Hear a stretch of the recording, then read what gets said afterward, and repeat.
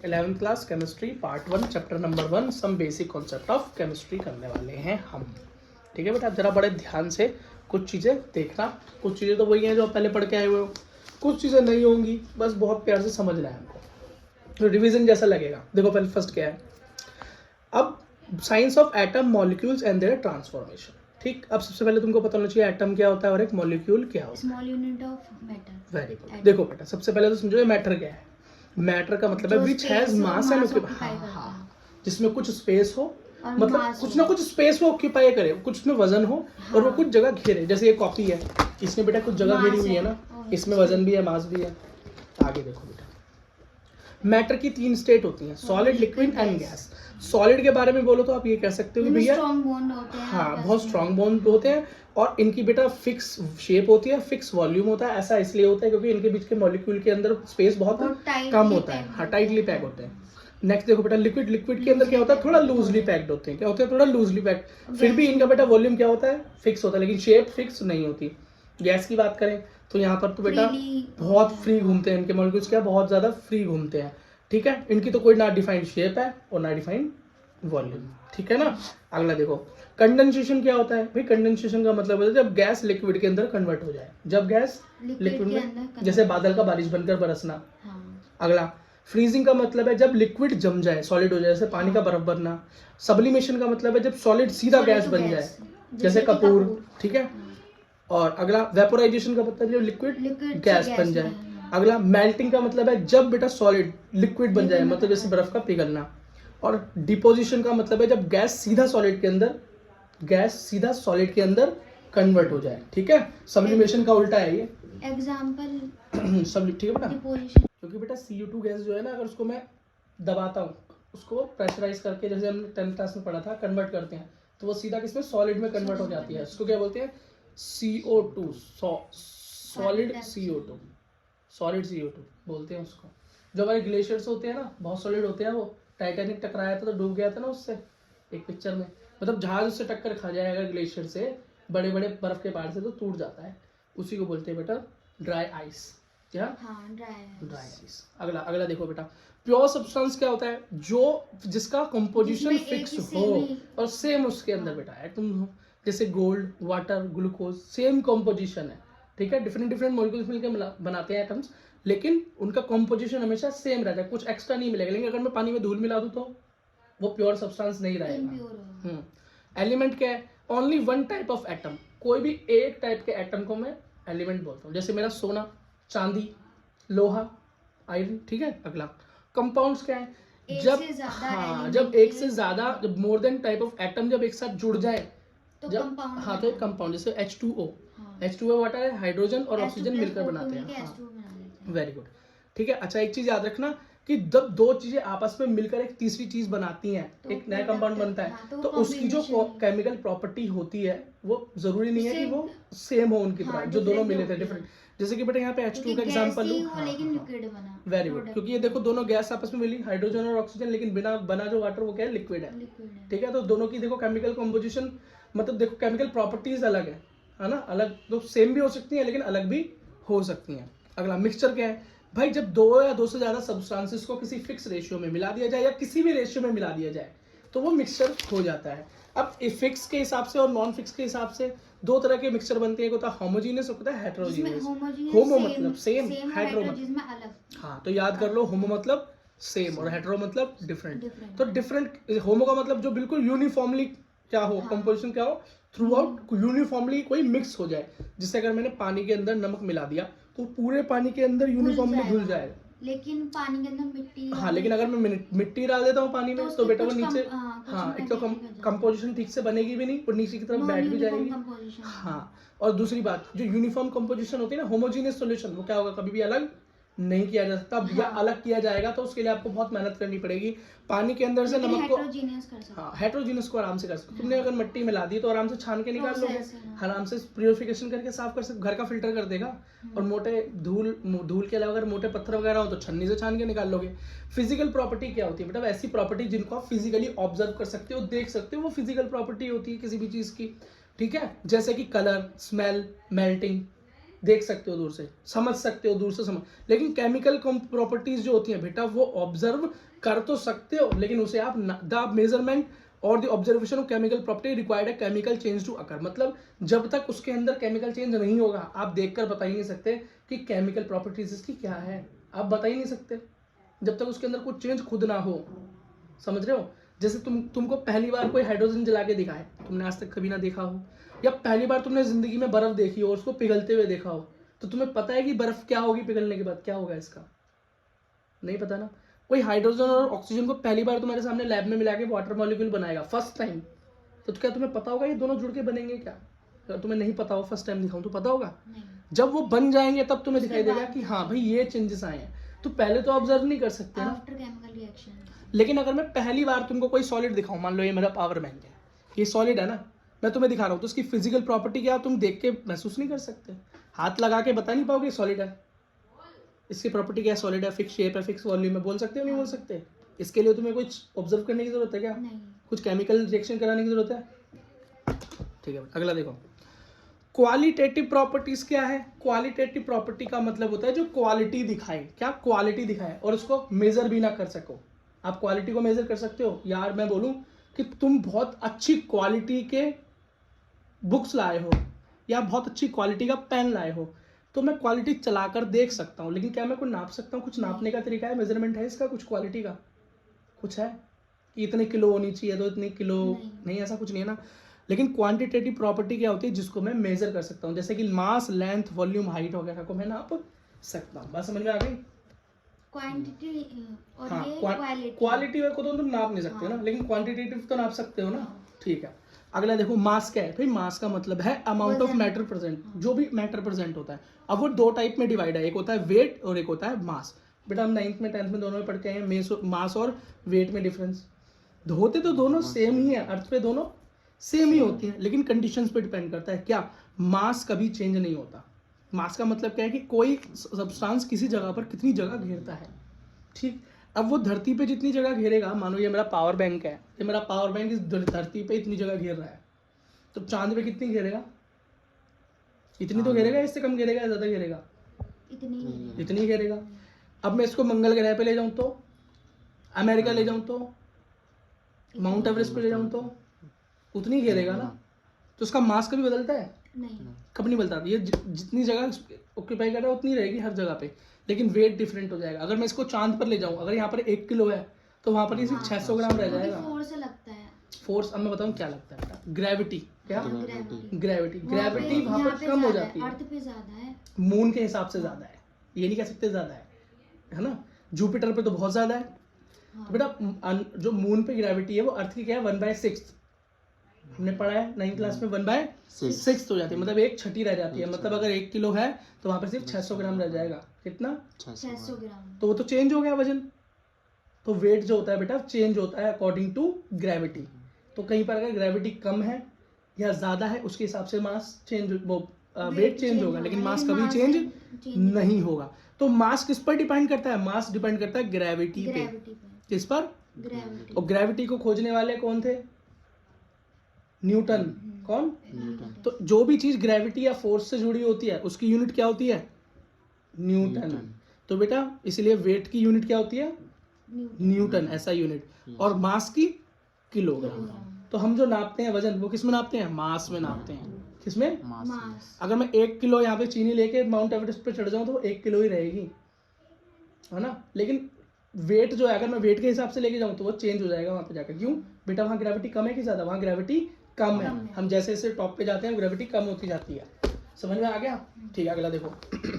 Temperature change करना हमने सीखा था, हम फिर से सीख लेते हैं। बेटा टेम्परेचर 3 चीजों में दिया जाता है, केल्विन में, सेल्सियस में और फ़ारेनहाइट में। ठीक। फ़ारेनहाइट में कहाँ देखने को मिलता है? तुम्हें अपने थर्मामीटर देखा है? थर्मामीटर में जो बताता है ना आपको इतने डिग्री बुखार हो गया, 100 डिग्री बुखार, वो फ़ारेनहाइट में होता है। ठीक है। केल्विन आपको इतना स्टैंडर्ड देखने को नहीं मिलता, लेकिन केमिस्ट्री में केल्विन सबसे ज्यादा यूज होता है। और डिग्री सेल्सियस तो आप देखते ही देखते हो, न्यूज वाले बताते हैं हर दिन आज इतना डिग्री हो गया, इतना डिग्री बढ़ गया, घट गया। ठीक है। तो डिग्री सेल्सियस को अगर केल्विन में बदलना हो तो 273 से क्या करते हैं? प्लस करते हैं। बेटा ये रहा फॉर्मूला, इसको रट लो, याद कर लो, वैसे ही तुम करके आए हुए हो 9th में भी 10th में भी। तो उसको कहते हैं 273 से प्लस कर दो। अगर केल्विन दे रखा हो, सेल्सियस बनाना हो तो सिर्फ माइनस कर देना, ये तो होता है, ये तो सीख के आए हैं। लेकिन अगर फ़ारेनहाइट में चेंज करना होता है तो ये फॉर्मूला क्या है, इसमें होता है 9/5 मल्टीप्लाई जितना भी सेल्सियस दे रखा है और प्लस में 32। ये बेटा फॉर्मूला है, याद कर लेना, क्योंकि ये सीधा नीट में क्वेश्चन में आ जाता है कई बार। या तो फॉर्मूला पूछ लेगा रख के, आसान क्वेश्चन बनाना होगा, या क्या बोलेगा बेटा डिग्री सेल्सियस दे रखा होगा, फ़ारेनहाइट में टेम्परेचर पूछ लेगा, यही हो सकता है। ठीक, या और भी डिफिकल्ट बनाना होगा तो क्या करेगा, केल्विन के अंदर टेम्परेचर देगा और फ़ारेनहाइट में चेंज करने को बोलेगा। कैसे करोगे, तो केल्विन से पहले डिग्री बनाओगे, है ना, पहले सी बना लोगे पहले उसकी। प्लस बेटा केल्विन में अगर दे रखा होगा हाँ, और सी में निकालना होगा तो क्या करेंगे, हम माइनस करेंगे ना। हम्म। डिग्री सेल्सियस से केल्विन बनाने के लिए प्लस करते हैं 273 और केल्विन से सेल्सियस से केल्विन में आने हाँ के लिए माइनस प्लस, करते हैं। सेल्सियस से केल्विन के लिए प्लस और हाँ, केल्विन से हाँ, सेल्सियस के लिए माइनस। बस। हाँ। तो बेटा सेल्सियस निकालोगे और फिर सेल्सियस को यहाँ पर रख के फ़ारेनहाइट निकाल लोगे। इससे ज्यादा बेटा और कोई क्वेश्चन इससे बन नहीं सकता, इससे मुश्किल तो कुछ नहीं बन सकता ना।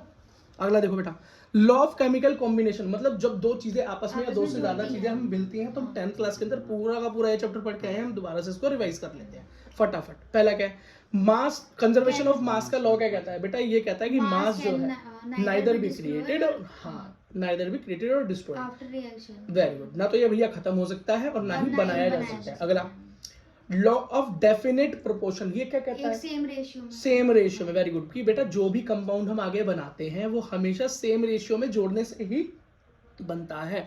अगर बेटा वाटर का एग्जांपल लें, H2O है तो 2 हाइड्रोजन और 1 ऑक्सीजन मिलकर ही बेटा वाटर को बनाते हैं। अगर हम उस कंपोजिशन को गलत करेंगे, ऊंचा नीचा करेंगे, ऊपर नीचे करेंगे तो कभी भी बन नहीं पाएगा, कभी भी बन नहीं पाएगा। ठीक है, देखा ना आपने, कोको कोला आपको हमेशा एक ही टेस्ट की क्यों मिलती है, चाहे यहाँ पीऊँ, चाहे अमेरिका में पीऊँ, चाहे अपने गांव में पीऊँ, क्योंकि सेम रेशियो में, क्योंकि बेटा उसके अंदर जो कॉम्पोजिशन है वो क्या है, एकदम सेम रेशियो। उसका रेशियो कभी भी बदल नहीं सकता। लेकिन तुम चाय बनाओ, सुबह कुछ टेस्ट आता है तुम्हारी चाय का और शाम को कुछ आता है, क्योंकि उसका कॉम्पोजिशन सेम नहीं है। ठीक है, अगली चीज देखो, लॉ ऑफ मल्टीपल प्रोपोर्शन। बेटा लॉ ऑफ मल्टीपल प्रोपोर्शन को थोड़ा ध्यान से समझेंगे। लॉ ऑफ मल्टीपल प्रोपोर्शन ये कहता है कि मान लो दो कोई एटम मिलकर एक नई चीज बना रहे हैं, नया मॉलिक्यूल बना रहे हैं, दो एलिमेंट मिलकर एक नया मॉलिक्यूल बना रहे हैं, एटम मिलकर नया मॉलिक्यूल बना रहे हैं। उनमें से एक तो फिक्स रहे, एक फिक्स उसकी अमाउंट चेंज ना हो, लेकिन दूसरे वाले की क्या हो, रेशियो चेंज हो जाए, उसका अमाउंट चेंज हो जाए, घटा दे या बढ़ा दे। तो बेटा जो भी आंसर निकलेगा वो हमेशा सिंपल रेशियो होगा। क्या होगा, हमेशा एक सिंपल रेशियो होगा। समझ नहीं आया, करके देखते हैं। देखो बेटा सबसे पहले यहाँ क्या हुआ, H2 प्लस O2 H2O। ठीक है, समझ में आया कि मैंने पानी बनाया, क्या बनाया, पानी बनाया, H2 plus O2 H2O, simple. Hydrogen, oxygen और वाटर बना। ठीक है, तो बेटा हाइड्रोजन का कितना वेट हुआ, एटॉमिक नंबर मास का है इसका 1 और 2 मोलिक्यूल, 2 into 1 मतलब 2 ग्राम। ये 8 होता है, हाँ तो ये हो गया बेटा 2 into 8 मतलब 16 ग्राम। ये बेटा को समझ में आया होगा आपको कि किस तरीके से चेंज किया है ग्राम्स में। और बेटा H2O मेरे को कितना मिला फिर बताओ, 2 प्लस मतलब 18 ग्राम। हाँ उधर करने की जरूरत ही नहीं ना बेटा, इधर ही जोड़ दो, उधर की मेहनत कर रहे हो। 18 ग्राम मिला। अब मान लो मैंने क्या किया, एक लॉ ऑफ मल्टीपल प्रोपोर्शन के हिसाब से एक को हमेशा फिक्स रखो और दूसरे को चेंज करो। तो मैंने H2 को चेंज नहीं किया, लेकिन मैंने यहाँ पे किया, ऑक्सीजन को चेंज कर दिया। हाँ ऑक्सीजन को चेंज कर दिया, H2O2 2 मॉलिक्यूल ले लिए। ऑक्सीजन के कितने ले लिए, 2 मॉलिक्यूल ले लिए पहले। ठीक है, अब क्या हुआ, ऑक्सीजन मैंने डबल कर दी, भैया बनेगा ही नहीं ना, बन जाएगा बेटा 2H2O के हिसाब से बन जाएगा। तुम लो सीखो। ठीक है, अब देखो, अब यहाँ पर हम अब देखो इसका नंबर गिनो, इसका नंबर गिनो, तो यहाँ पर तो ये उतना का उतना ही रहेगा, अलग आएगा इधर। लेकिन यहाँ पर ये कितना हो जाएगा, अब जब मैंने 2 मॉलिक्यूल ले लिए तो H2O2 वहां भी दिखाई दे रहा था, लेकिन यहाँ पे क्या लिया, H2O2। यहाँ पे तो क्या था H2O, single molecule of oxygen, यहाँ पे क्या डबल मॉलिक्यूल ऑफ ऑक्सीजन। तो मतलब ऑक्सीजन पहले निकली थी 16 ग्राम, अब डबल से मल्टीप्लाई होगी तो इसका 16 दूनी 32 ग्राम हो गई और ये 2 ग्राम। तो ये टोटल क्या निकल के आया, 34 ग्राम। अब ये देखो रेशियो बना के देखो इसका, तो पहले क्या आया था रेशियो, तो 2, अगर इसका रेशियो देखो 16 बदले वाले का, किसका, ऑक्सीजन का, और दूसरी बार क्या आया 32। और जो मेरा फाइनल रिजल्ट आया है उसको भी देख लें, पहले इसको देखते हैं। ये होगा 16 1 16, 16 2 32। तो रेशियो क्या निकला 1:2। तो बस यही सिंपल रेशियो निकल के आएगा। ये मैंने सिर्फ बेटा एक एग्जांपल लिया है, इसको बहुत सीरियस लेने की जरूरत नहीं है। अगर मैं इसे बैलेंस करूंगा तो ये बनेगा 2H2O। ठीक है, या 2H2O2। ठीक है, अब देखो मैं बस तुमको बेटा लॉ समझाना चाहता था, तो 1:2 और समझ में आ गई। नहीं, ये बेटा डेफिनेट प्रोपोर्शन, मतलब एक रहेगा डेफिनेट और दूसरा रहेगा प्रोपोर्शन में। एक रहेगा डेफिनेट और दूसरा रहेगा प्रोपोर्शन में, मतलब वो भी सिंपल रेशियो के प्रोपोर्शन में आएगा हमेशा। कुछ भी करके देख लेना, कुछ भी कंपाउंड ले लेना, ठीक है बेटा। अगला क्या है, उसके बाद बेटा एक साइंटिस्ट आते हैं, वो गे लुसेक नाम है उनका। क्या नाम है बेटा? गे लुसेक। अब गे लुसेक ने एक लॉ दिया है गैस का। किसका बेटा? गैसेस का लॉ दिया है। वो बोलते हैं when gases combined or are produce in a chemical reaction, मानो हमने गैस नहीं बनाई या उसका केमिकल, हाँ, या उसका रिएक्शन करवाया। कैसे? So they in simple ratio by volume provided by all the gases at the same temperature and pressure. इसका मतलब क्या हुआ? इसका मतलब है लॉ ऑफ डेफिनेट प्रोपोर्शन। इसका मतलब अगर मैं कोई भी नई गैस बना रहा हूं, वो हमेशा उसका वॉल्यूम सेम रहेगा बेटा उसी प्रोपोर्शन में जुड़ेगी जिसमें हमेशा जुड़ती हुई आई है। जैसे O2 बनानी है तो O प्लस O, क्या O प्लस O ही रहेगा, तभी तो O2 बनेगा। कभी नहीं हो सकता कि कुछ और कॉम्बिनेशन बन जाए, ठीक है। कभी भी कोई और कॉम्बिनेशन काम करेगा ही नहीं। जैसे कि सॉलिड के अंदर बता रखा है ना कि भैया डेफिनेट प्रोपोर्शन का लॉ क्या कहता है, कोई भी नया तुम्हें मॉलिक्यूल बनाना है तो हमेशा बेटा उसके अंदर जो दो या दो एलिमेंट्स तुम मिलाओगे वो हमेशा सेम रेशियो होना चाहिए। ऐसे बेटा गैस के लिए है, वहां पे मास की बात होती है तो गैस में मास तो सफिशिएंट होता ही नहीं है, तो वहाँ वॉल्यूम की बात होती है। इसलिए मैंने यहाँ पे मेंशन किया हुआ बाय वॉल्यूम। तो गैस में हमेशा क्या यूज होता है? वॉल्यूम। कभी भी वहां पर बेटा किलोग्राम यूज नहीं करते। अगला देखो बेटा अगला है एवोगाद्रो लॉ। अब मैं खुद बता दूंगा कहाँ पर बेटा, नंबर भी था एवोगैड्रो। हाँ बेटा एवोगैद्रो लॉ। अभी बोलोगे एवोगैद्रो कौन है बेटा? एवोगैद्रो भी एक साइंटिस्ट है। क्या है? एक साइंटिस्ट है। ये बोलते हैं, अब गैसेस की बात हो रही है तो गैस के अंदर दूसरे वाले साइंटिस्ट आ गए एवोगैद्रो, हमारी हवा निकालने आ गए। अब पूरे चैप्टर में यही घूमते रहेंगे बेटा। एवोगैद्रो ने एक नंबर दिया। क्या दिया? एक नंबर दिया, वो हमें याद करना पड़ता है। उस नंबर को बोलते हैं Na। क्या बोलते हैं? Na के नाम से याद रखते हैं। पहला क्या है? Equal volume of gases at same temperature and pressure. ये क्या है? एसटीपी, सेम टेम्परेचर प्रेशर क्या होता है? इसका मतलब होता है आइडियल कंडीशंस। क्या? Ideal condition. नॉर्मल केमिकल मतलब किस तरह की कंडीशन? लैब के अंदर कंडीशंस। ऐसा नहीं कि एक्सट्रीम गर्म, एक्सट्रीम ठंडा, ऐसे कुछ नहीं। Normal conditions, STP, room temperature पर should contain equal number of molecules. इसने बोला गैस कोई सी भी हो, कार्बन डाइऑक्साइड हो, ऑक्सीजन हो, नियोन हो, आर्गन हो, जो गैस तुमने सुन रखी हो, कोई भी गैस हो, एक सेम टेम्परेचर पे उन सारी गैसों के अंदर नंबर ऑफ मॉलिक्यूल हमेशा सेम होगा। मान लो 1 किलो ऑक्सीजन है और 1 किलो कार्बन डाइऑक्साइड है सेम कंडीशन के अंदर, तो 1 किलो कार्बन में भी उतने ही मॉलिक्यूल होंगे जितने कि 1 किलो ऑक्सीजन में होंगे। सिर्फ ये बताया उन्होंने कि सारी गैस, जितनी भी गैस है, सेम टेम्परेचर प्रेशर पे सिंगल क्या बताती है बेटा? एक इक्वल नंबर ऑफ मॉलिक्यूल्स दर्शाती हैं। और वो नंबर ऑफ मॉलिक्यूल्स कितना है? वो है 6.022 इंटू 10 टू द पावर 23। कई लोग इसको 6.023 इंटू 10 की पावर 23 भी लिख देते हैं, पर एग्जैक्ट नंबर ये है। क्या याद हो गया? और नहीं हुआ तो करना पड़ेगा भाई, जबरदस्ती है तो। 6.022 इंटू 10 की पावर 23। अगला देखो भाई, अब डाल्टन के बारे में भी हम पढ़ चुके हैं, अभी कुछ नई चीज नहीं है। डाल्टन कौन थे? डाल्टन वो थे बेटा जिन्होंने सबसे पहले एटम का स्ट्रक्चर दिया था। ऐसा कहते हैं कि उन्होंने कैसा स्ट्रक्चर दिया था? तरबूज वाला, वाटरमेलन स्ट्रक्चर दिया था, जिसके अंदर बेटा हाँ इलेक्ट्रॉन किस तरीके से पड़े हुए हैं, जैसे कि वाटरमेलन में बीज पड़े होते हैं, ठीक। तो matter consist of individual atom. इसने बोला जो भी मैटर होता है उसके अंदर बेटा इंडिविजुअल एटम होते हैं, एक ही तरीके के एटम से मिलकर एक मैटर बनता है। ये तो हमको पहले ही पता था, फर्स्ट हमने डेफिनेशन मैटर की यही पढ़ी थी। अच्छा, all the atom of a given element have identical property including identical mass. Atom of different element have different in mass. बोलते हैं भैया सेम एलिमेंट सेम मास होता है। हाँ तो ये तो बच्चों वाली बात हो गई। अगला इसने बोला कंपाउंड हमेशा फिक्स्ड फॉर्म में ही बनेंगे, फिक्स रेशियो, तो डेफिनेट प्रोपोर्शन वाली बात हो गई। तो कुछ नया तो बता ही नहीं रहे, ये तो वही सारी बातें घूम घूम के बता रहे हैं। लेकिन बेटा हमें इसलिए पता होना चाहिए कि हमें यही चीजें जब पूछेगा ना तुमसे डाल्टन के एटॉमिक थ्योरी के बारे में लिखो सीबीएसई में, तो तुम्हें ये लिखने पड़ेंगे और उसका असर्शन रीजन बन के आ जाए। कुछ असर्शन ऐसा डाल दे matter consist of individual atoms, ठीक है, अगर तुम्हें पता होगा तभी तो ओके करोगे। और दूसरी चीज में कुछ गलत दे दे, जैसे कि अगली चीज में क्या दे दे, कंपाउंड और form when atom of different element combined in a non fix ratio.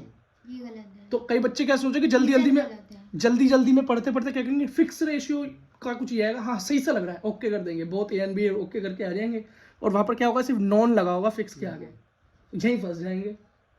समझ गए ना? ठीक है, अगला देखो, मॉडर्न एटॉमिक थ्योरी। क्या? हाँ मॉडर्न एटॉमिक थ्योरी। बस बेटा यहीं से अब तुम 11वीं क्लास में प्रवेश कर जाते हो। अब तक हम क्या कर रहे थे? अब तक हम कर रहे थे रिवीजन। क्या कर रहे थे बेटा? रिवीजन। लेकिन अब क्या करेंगे? अब 11वीं क्लास में तुम्हारा पहला कदम पड़ेगा यहाँ से। तो इसका मतलब इतनी चीजें तुम्हें पहले से आनी चाहिए थी। अब ऐसा कुछ नहीं कि अब कुछ मिलेगा नहीं, मिलेगा। अब तुम्हें पिछला भी मिलेगा और नया भी मिलेगा, दोनों मिक्स मिलेंगे। अब तक तो पीछे पीछे मिल रहा था ना। ठीक है, अगला क्या आगे में मॉडर्न एटॉमिक थ्योरी ने क्या बोला भाई? पहले तो हम मानते थे कि एटम सिर्फ एक सिंगल एटम होता है, उसमें कुछ और होता ही नहीं है। डाल्टन भाई ने सिर्फ तुमको क्या बताया? इलेक्ट्रॉन के बारे में बताया, उसके बाद वो कुछ बता ही नहीं पाए। लेकिन बाद में डिस्कवरी हुई, रदरफोर्ड आए, फिर नील बोर आए, उन सब ने क्या बताया ना भैया? इसके अंदर तो जे थॉमसन भी है, इसके अंदर तो उन्होंने बोला भैया इलेक्ट्रॉन भी है, प्रोटॉन भी है और न्यूट्रॉन भी है।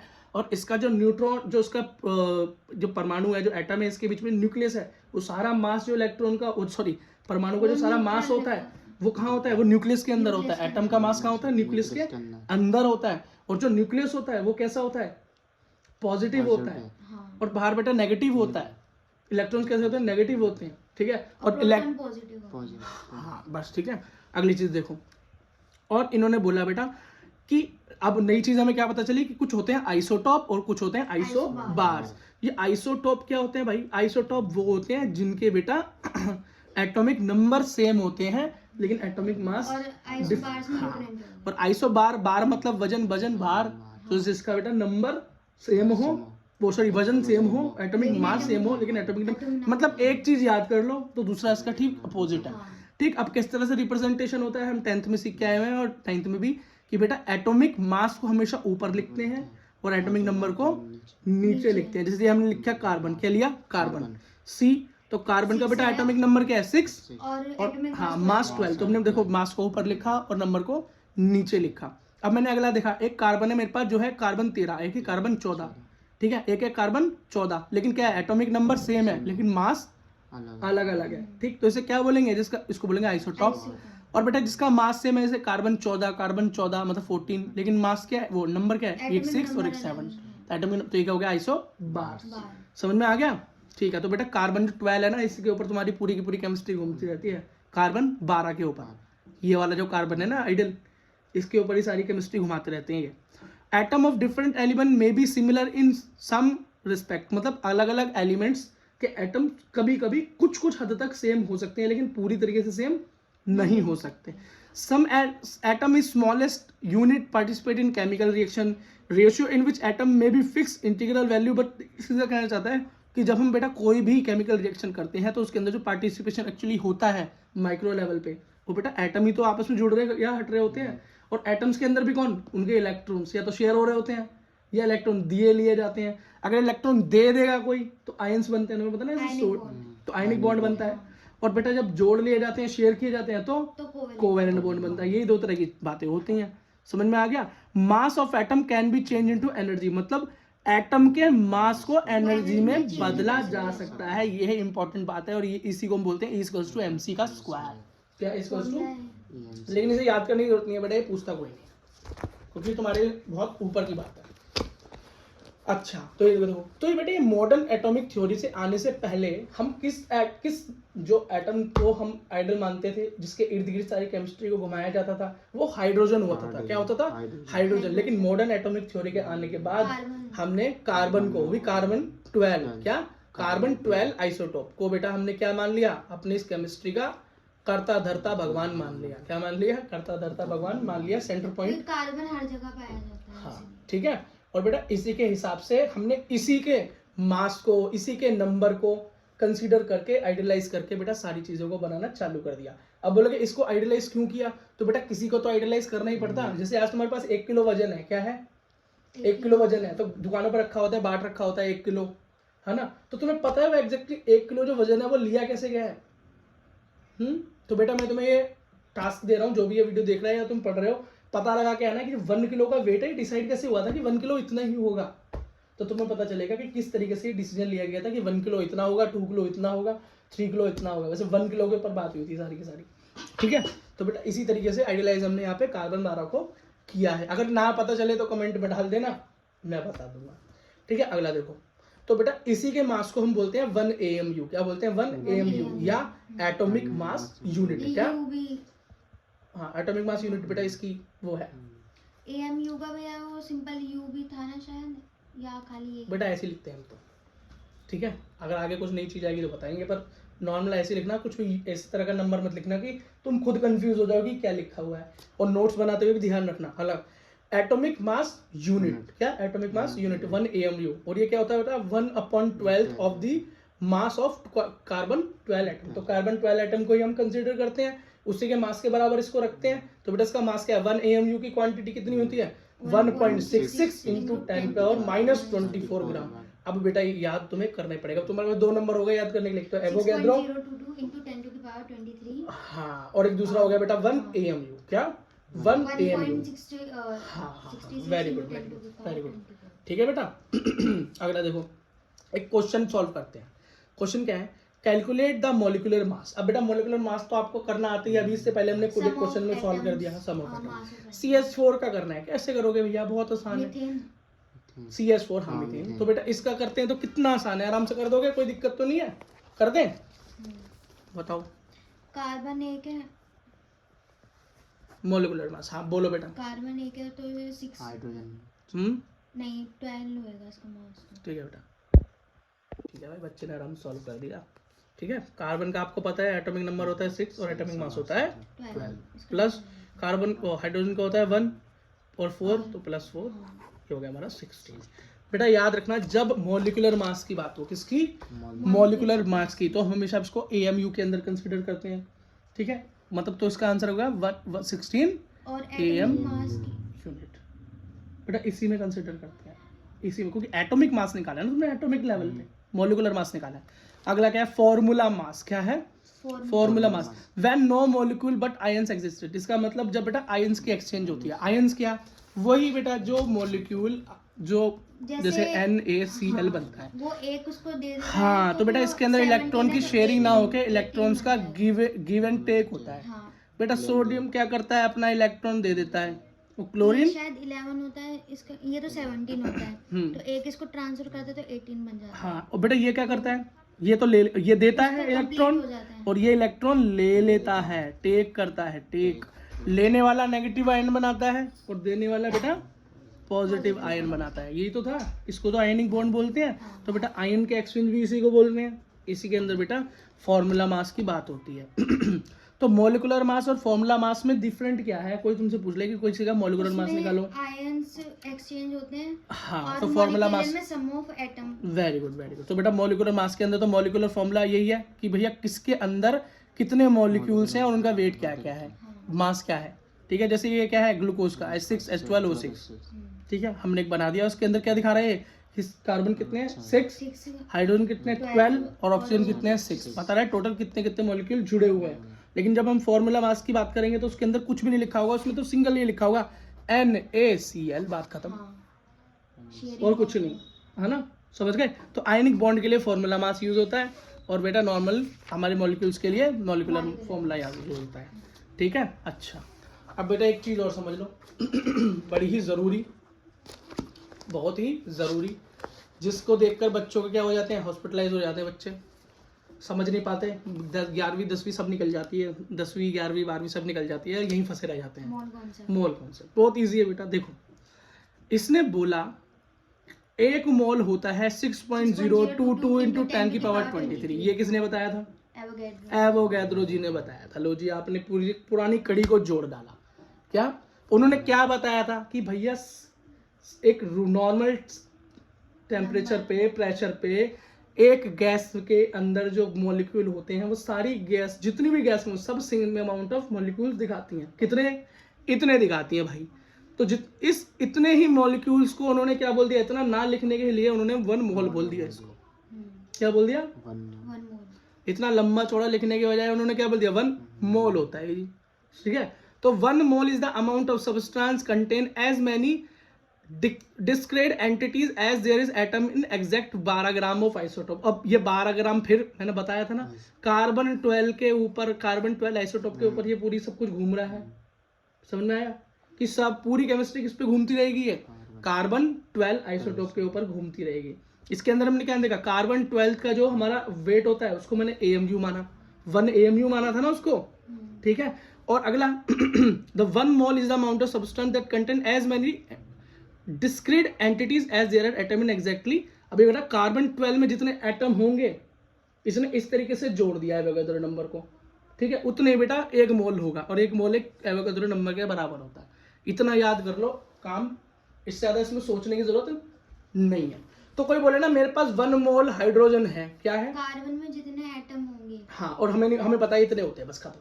इससे ज़्यादा तुमसे कोई नहीं पूछेगा, कोई खोल के नहीं पूछने वाला। इक्वल होगा, मोल के इक्वल होता है। कार्बन 12th आइसोटोप की बात की जाए, 12 ग्राम कार्बन के अंदर, बात खत्म। इतना भी मत समझो, तो पुराना याद रखना कि भैया सेम टेम्परेचर प्रेशर पे different gases same number of molecules present दिखाती हैं, वो होता है 1 एवोगैड्रो नंबर के बराबर, मतलब इतने, और वो होता है 1 मोल। एवोगैड्रो नंबर 1 मोल के बराबर होता है, इससे ज़्यादा बेटा कुछ करने की जरूरत नहीं है। अब 1 मोल, कोई मुझे बोले 1 मोल है मेरे पास, तो मुझे पता चल जाएगा ना कि वो क्या बोल रहा है, 6.022 10⁻³ बोल रहा है वो। 1 मोल का मतलब तो यही हुआ ना। जैसे मैं बोलता हूँ 12 दर्जन, वो 1 दर्जन केला, तो मेरे को खुद पता है कि 1 दर्जन का मतलब है 12। पता है ना तुम्हें, क्यों? क्योंकि 12 बोलने के बजाय उसने 1 दर्जन में कन्वर्ट कर दिया, उसे तो आसान हो गया पढ़ना। अब मेरे को बोलना है भैया तू 24 केले खरीद ला, तो मैं 24 केले ना बोल के ठेली वाले को बोलूंगा 2 दर्जन केले दे दे, तो मुझे कुछ और दे देगा क्या? नहीं, सब वही देगा ना, ठीक है। तो कोई अगर मुझे बोले कि 1 मोल हाइड्रोजन है मेरे पास, कितना 1 मोल हाइड्रोजन एटम है, तो उसका मतलब कितने एटम है? 1 मोल हाइड्रोजन एटम है, तो मतलब कितने हैं? कोई बात नहीं, मुझे पता भैया 1 मोल इसमें मतलब 6.022 10⁻23 एटम होंगे। अब कोई बोले 2 होगा तो उसको मल्टीप्लाई कर देना। अब कोई बोले 1 मोल वाटर का मॉलिक्यूल है मेरे पास, तो बताओ कितने मॉलिक्यूल होंगे? तो मुझे पता है भैया 1 मोल बोल रहा है तो कितने मॉलिक्यूल होते हैं? 1 मोल में होते हैं 6.022 10⁻23 मॉलिक्यूल। खेल खत्म। कोई मुझे बोले 1 मोल NaCl है मेरे पास, 1 मोल NaCl मॉलिक्यूल है, तो कितने होंगे? 6.022 10⁻23। समझ में आ गया? बार रिपीट करने से सेम ही रहेगा। ओ, 1 दर्जन सेम ही रहेगा ना। अब मैं 1 दर्जन केरला में जाके मांगूंगा तो मुझे 12 की जगह 14 केले देगा क्या? अगर ये अलग-अलग उसके वो भी होंगे कंपाउंड या कोई फर्क नहीं पड़ता बेटा। अगर 1 मोल बोल रहा है तो नंबर ऑफ मॉलिक्यूल सेम रहेंगे हमेशा, क्योंकि 1 मोल फिक्स है। 1 मोल, अच्छा, समझ लो, इतने आसान है ये केमिस्ट्री, बस इतनी ही आसान है। हमारे दिमाग में कंफ्यूजन क्या हो जाएगी, डबल क्यों नहीं होगा, ट्रिपल क्यों, जो तुम बोल रहे हो ऐसा कुछ नहीं होगा। क्यों होगा? जब बोल दिया नहीं होगा, खुद बोल रहा है ना मोल कॉन्सेप्ट। एवोगैड्रो भाई साहब ने बोल दिया ना, मैंने इस पूरे नंबर को 1 मोल के बराबर बोल दिया है, बात खत्म। मैं 1 मोल बोलूं, तुम 6.022 10⁻23 समझना। अब इसमें कौन सी साइंस बताऊं तुम्हें याद करने के लिए? उसने बोला 1 मोल हाइड्रोजन, बट अगर नंबर ऑफ मोल चेंज होगा तो बट हम मल्टीप्लाई कर देंगे। अब मल्टीप्लाई कर देंगे भाई। मैंने बोला 1 दर्जन में 12 सामान होते हैं। मैंने बोला 1 दर्जन केला तो 12 केला। अब मैं बोलूंगा 2 दर्जन केला तो 24 खुद कर दी ना तुमने मल्टीप्लाई करके, बता भी नहीं पड़ा। नॉर्मल मैथ्स है। देखो अब क्या हो गया भाई, इसी को ग्राम के हिसाब से दे देते हैं। कई बच्चे क्या दे, कई बार क्वेश्चन किसका है, ग्राम के हिसाब से दे देंगे। किसके हिसाब से? ग्राम के हिसाब से। तो 1 gram atom equals to 1 mole of atom के बराबर ही होता है। अगर कोई बोलेगा ना 1 ग्राम कितना, 1 ग्राम। अब ये कॉन्सेप्ट कहाँ से आया? ये कॉन्सेप्ट आया यहाँ से। ये जो ग्राम वाला कॉन्सेप्ट आया वो यहाँ से आया। अभी तक कौन सा कॉन्सेप्ट चल रहा था? आराम से एवोगैड्रो भाई साहब का काम चल रहा था, लेकिन इन्होंने एक ट्विस्ट डाला। क्या डाला? हम क्वेश्चन को थोड़ा सा डिफिकल्ट बनाते हैं। क्या देते हैं? हमने डिफिकल्ट बनाने के लिए क्या बोला? 1 ग्राम एटम बोल दी। क्या बोल दिया? 1 ग्राम एटम बोल दिया, मोल बोला ही नहीं। तो कोई बात नहीं, हमें पता है, हमको भैया बता दिया बुक ने क्या, कि 1 ग्राम एटम का मतलब ही होता है 1 मोल। तो तीसरी बात याद आ गई, यहाँ लिख दूं कि 1 ग्राम ऑफ एटम और मोल, एटम वही है, मोल के इक्वल वही है। तो दिख रहा है ना, 1 gram atom equals to 1 mole of atom, same 6.022 10⁻23। 1 gram molecule बोल दे उसकी जगह, तभी भी वो भी बेटा 1 मोल ऑफ मॉलिक्यूल मतलब सेम बराबर हो गया। ठीक है बेटा? अगला कॉन्सेप्ट है हमारा मोलर मास। क्या है? मोलर मास मतलब मॉलिक्यूल का मास। क्या? मॉलिक्यूल का मास क्या है? बहुत आसान है भाई। Mass of 1 molecule of a substance, वही भैया 1 मोल के बराबर। मैंने खुद बता दिया तुमको, कितना? इतना 6.022 10⁻23। ठीक है? और किसके बराबर मानते हैं भैया? जितने कार्बन 12 C12 आइसोटोप के अंदर जितने एटम होते हैं वही बेटा 1 मोल होता है, वही 1 एटॉमिक मास यूनिट होता है। ठीक है बेटा? ठीक है। तो बेटा मोलर मास का वही मतलब है जो मैंने अभी आपको बताया, कि मतलब 1 मोल इतने मॉलिक्यूल्स या इतने एटम्स के बराबर होता है, जो कि क्या है, कार्बन 12 आइसोटॉप है, उसके अंदर कितने एटम है भैया? इतने एटम होते हैं। वही मेरा एक मोलर मास के बराबर होता है। और बेटा एक एमयू, ये एक एमयू है कितना, हम अभी पढ़ के आए हैं। तो बेटा एक एटॉमिक मास यूनिट होती है 1.66 × 10⁻⁻24 ग्राम। इन ग्राम्स में बेटा इतना होता है 1 AMU। ये होता है जी कार्बन 12 का वेट। कार्बन 12 का वेट इतना होता है। और नंबर ऑफ मॉलिक्यूल्स उसमें कितने होते हैं, इतने होते हैं भाई।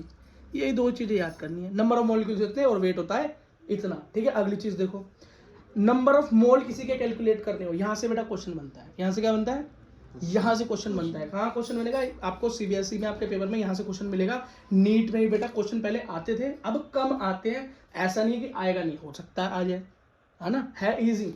अगला देखो, नंबर ऑफ मोल निकालने हो, क्या नंबर ऑफ मोल फाइंड करने हो किसी एक सिंगल एलिमेंट के लिए, क्या एक सिंगल एलिमेंट के लिए। बेटा खुद सोचो कि एलिमेंट का क्या मतलब है। एलिमेंट का मतलब है भैया कोई मान लो दो चीजें मिली, एक मिला A, एक मिला B और मिलकर बन गया AB। तो इसके अंदर बोल रहा है खाली A का निकाल के दो जी, नंबर ऑफ मोल्स किसके निकाल के दो, A के नंबर ऑफ मोल्स निकाल के दो। या तुमको क्या बोल देगा कि भैया A और B बनकर इतने मोल्स बने और B के इतने मोल्स थे, तो बताओ A के कितने मोल्स होंगे, कितने मोल A चाहिए होगा कि इतना मोल ये बन जाए। तो मतलब मोल, यहाँ पे नंबर ऑफ मोल्स निकालने होते हैं। बट सिमिलर फॉर्म, बहुत आसान फॉर्मूला है, देखो जरा। For elements number of mole given mass बटे में एटॉमिक मास, गिवन मास बटे में एटॉमिक मास। इसको बेटा ऐसे याद कर लो जैसे कैसे, क्या याद करते हो, जन गण मन याद करते हो ना, वैसे याद करो, या 2 की टेबल बस। कि नंबर ऑफ मोल निकालने का फॉर्मूला होता है गिवन मास, की कुछ मास गिवन होगा अपॉन में एटॉमिक मास। अभी एटॉमिक मास क्या है भाई, अगर मैं बोलूँ ये देखो इधर देखो, एटम का मैं बोलूंगा H2O के अंदर नंबर ऑफ मोल निकालो, और H2O में रखा है 10 ग्राम, 10 ग्राम H2O मतलब 10 ग्राम पानी के मोल्स निकालो। कितने, 10 ग्राम पानी के मोल्स। 10 ग्राम तो गिवन मास हो गया, मैंने खुद दे दिया 10 ग्राम गिवन मास हो गया ना, गिवन मास अपॉन में मोलिकुलर मास। अब मोलिकुलर मास कैसे निकालोगे इसका, तो हाइड्रोजन का मास होता है 1 प्लस ऑक्सीजन 2 मल्टीप्लाई नहीं 2 मल्टीप्लाई 1 H2 2 के साथ है ना, और प्लस यार 2 मल्टीप्लाई 1 प्लस हाइड्रो और ऑक्सीजन का कितना मास होता है 16, तो 2 प्लस 16 बराबर 18, मतलब ये 10/8। ऐसा काम हो गया ना, समझ में आ गया मैं क्या बोल रहा हूँ। इतना आसान है बेटा ये, बस थोड़ी सी कैलकुलेशन क्या है पॉइंट्स में और सिग्निफिकेंट नंबर्स में जाती है। अब सिग्निफिकेंट नंबर्स में पता है ना बेटा, पॉइंट पॉइंट पॉइंट पॉइंट के बाद चलती चली आती है तो वो सिग्निफिकेंट फिगर्स होती हैं। तुमने सिग्निफिकेंट फिगर्स गिनी हुई बेटा 12th के अंदर, या सॉरी मैथ्स के अंदर, कि कितनी सिग्निफिकेंट फिगर है। इसमें बोलूँ 10 में भैया 10 में कितनी सिग्निफिकेंट फिगर है, एक ही तो है, 1 0। 100 में कितनी है 2, 1000 में कितनी है 3। इसमें पावर ले, कितना ये आसान है, तो सब कुछ पढ़ाई बहुत आसान है बेटा। देखो ठेली खींचने से तो आसान ही है ना पढ़ना, नहीं बोल दो नहीं है, या कट्टा उठाने से ज़्यादा, तो बेटा मजदूरी नहीं करनी तो पढ़ाई कर दो। देखो अब कंपाउंड की बात करें, कोई बोले भैया मेरे को तो 2 एलिमेंट का मोल नहीं दे रखे हैं, मान लो इन दोनों का पहले ही दे रखा हो, पूछे भैया इसका बता, पूरे कंपाउंड का, एलिमेंट गया वर्ड में, पूरे कंपाउंड का बता, तो कोई बात नहीं भाई, उसमें भी सेम फॉर्मूला गिवन मास, तो कंपाउंड का भी रखा होगा अपॉन में मोलिकुलर मास। अब इसके अंदर खुद तो देखो, मैंने ये कंपाउंड ही तो दिया था एक्चुअली, जो मैंने पहला एग्जांपल तुम्हें कराया, H2 एक कंपाउंड ही तो है ना। इसके अंदर से खाली H का पूछता, अब ये कंपाउंड का तो मैंने निकाल ही दिया, खाली H का पूछता, खाली हाइड्रोजन का पूछता, तब हाइड्रोजन का गिवन मास लगता और नीचे में मोलिकुलर मास लगता। बात समझ में आ गया भाई। अब गैसेस के लिए क्या होगा भाई, गैसेस के लिए फॉर्मूला थोड़ा सा अलग है। ऊपर गैस के अंदर का नंबर ऑफ मोल्स निकाले, वॉल्यूम गिवन, मतलब गिवन वॉल्यूम। अब वॉल्यूम गैस में किसकी बात होगी, मास की नहीं, वॉल्यूम की बात होगी। पता है ना क्यों, मास डेफिनेट होता ही नहीं है गैस का, तो वॉल्यूम की बात होगी। और बेटा नीचे ये 2.2, हाँ 2.4 लीटर। अब ये कहाँ से आ गया, ये क्या आ गया भाई, तो ये हमें लेना ही पड़ेगा हाँ, कि भैया 1 मोल गैस, 1 मोल गैस मतलब जो 6.022 × 10⁻23 मॉलिक्यूल्स ऑफ गैस है ना, वो बेटा हमेशा इतना एरिया लेते हैं, कितना 22.4 लीटर एरिया लेते हैं, मतलब वॉल्यूम लेते हैं, एरिया बोल रहा हूँ, वॉल्यूम ऑक्यूपाई करते हैं। तो बेटा ये याद करना ही पड़ेगा अगर हमको गैस में आ जाएगा। ठीक है बेटा, अगला टॉपिक देखो। अगला टॉपिक है बेटा परसेंटेज कंपोजिशन। क्या, परसेंटेज कंपोजिशन की कोई बेटा कितनी परसेंटेज में एक रिएक्शन में या किसी एलिमेंट के अंदर सम्मिलित है। मान लो मैंने बोला A + B बराबर बना AB, क्या बना AB। तो मैंने बोला AB है 100, कितना है 100%, और B है मेरा 70%, तो बताओ A कितना होगा, बताओ कितना होगा, इसको उधर ले जाएंगे। ऐसे ही बताओ ना बेटा, इतना ले आना क्यों है, 30 होगा ना। हाँ नहीं समझ में आया कितना आसान है। मैंने बोला a प्लस बी करके ए बी कोई कंपाउंड बना, एलिमेंट को जोड़ा, ए भी 100% है और बी मेरा 70% है, तो ए कितना होगा, तो बचा हुआ 30 पे होगा। मैं समझ रहा हूँ तुम क्या बोल रहे हो, इसे वहां लाके काट दोगे 70, इतना क्यों कर रहे हो, तो सीधी सी कैलकुलेशन कर लो ना, 100 आया होगा तो कैसे आया होगा, तो बेटा 30 आ गया। तो यही था, ए का परसेंटेज हो गया 30, बी का हो गया 70, ए बी का हो गया 100।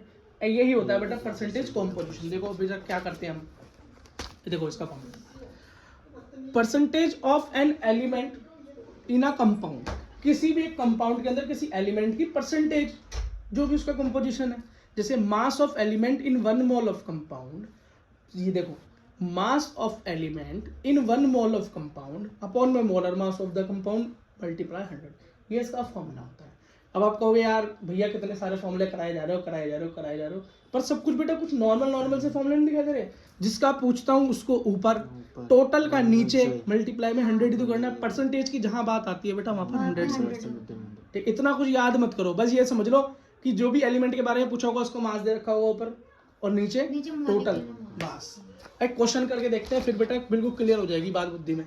क्वेश्चन दे रखा है CH4, क्या CH4 मोलिकुलर मास इसका निकाले तो कैसे होगा, तो भाई C का कितना होता है वेट, एटॉमिक मास क्या होता है 12 प्लस 4 इंटू 1 होता है हाइड्रोजन का, तो क्या निकल गया यहाँ 16, ठीक।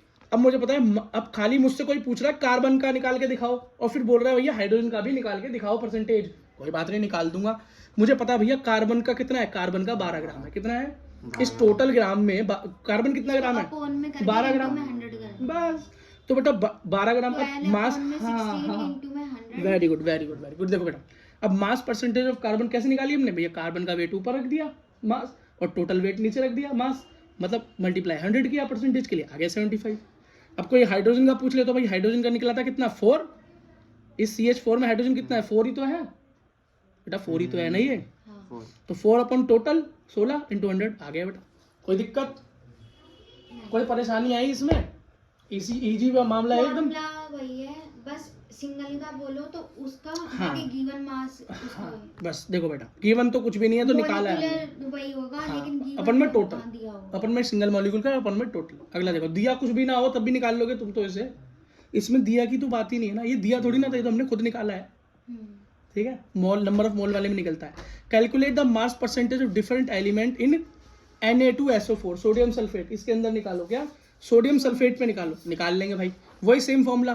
पहले तो बेटा इन सबको जोड़ के खुद देख लो, तो बेटा सोडियम का जो इसमें भैया पूरे का निकालना है, खुद ही निकालना, इसमें खुद पूरा का नहीं निकाला था, इसमें CH4 दिया हुआ था तो इसका पूरा निकाला, हाइड्रोजन और उसका कार्बन का अलग अलग बोला था ना, तो बेटा निकाला तो इसके रिस्पेक्ट में ही ना, 16 कहाँ से आया नीचे, मास पर वही लिया था, हाँ कैसे आया नीचे टोटल, निकाल के तो पता चला, इसमें भी निकाल के पता चलेगा।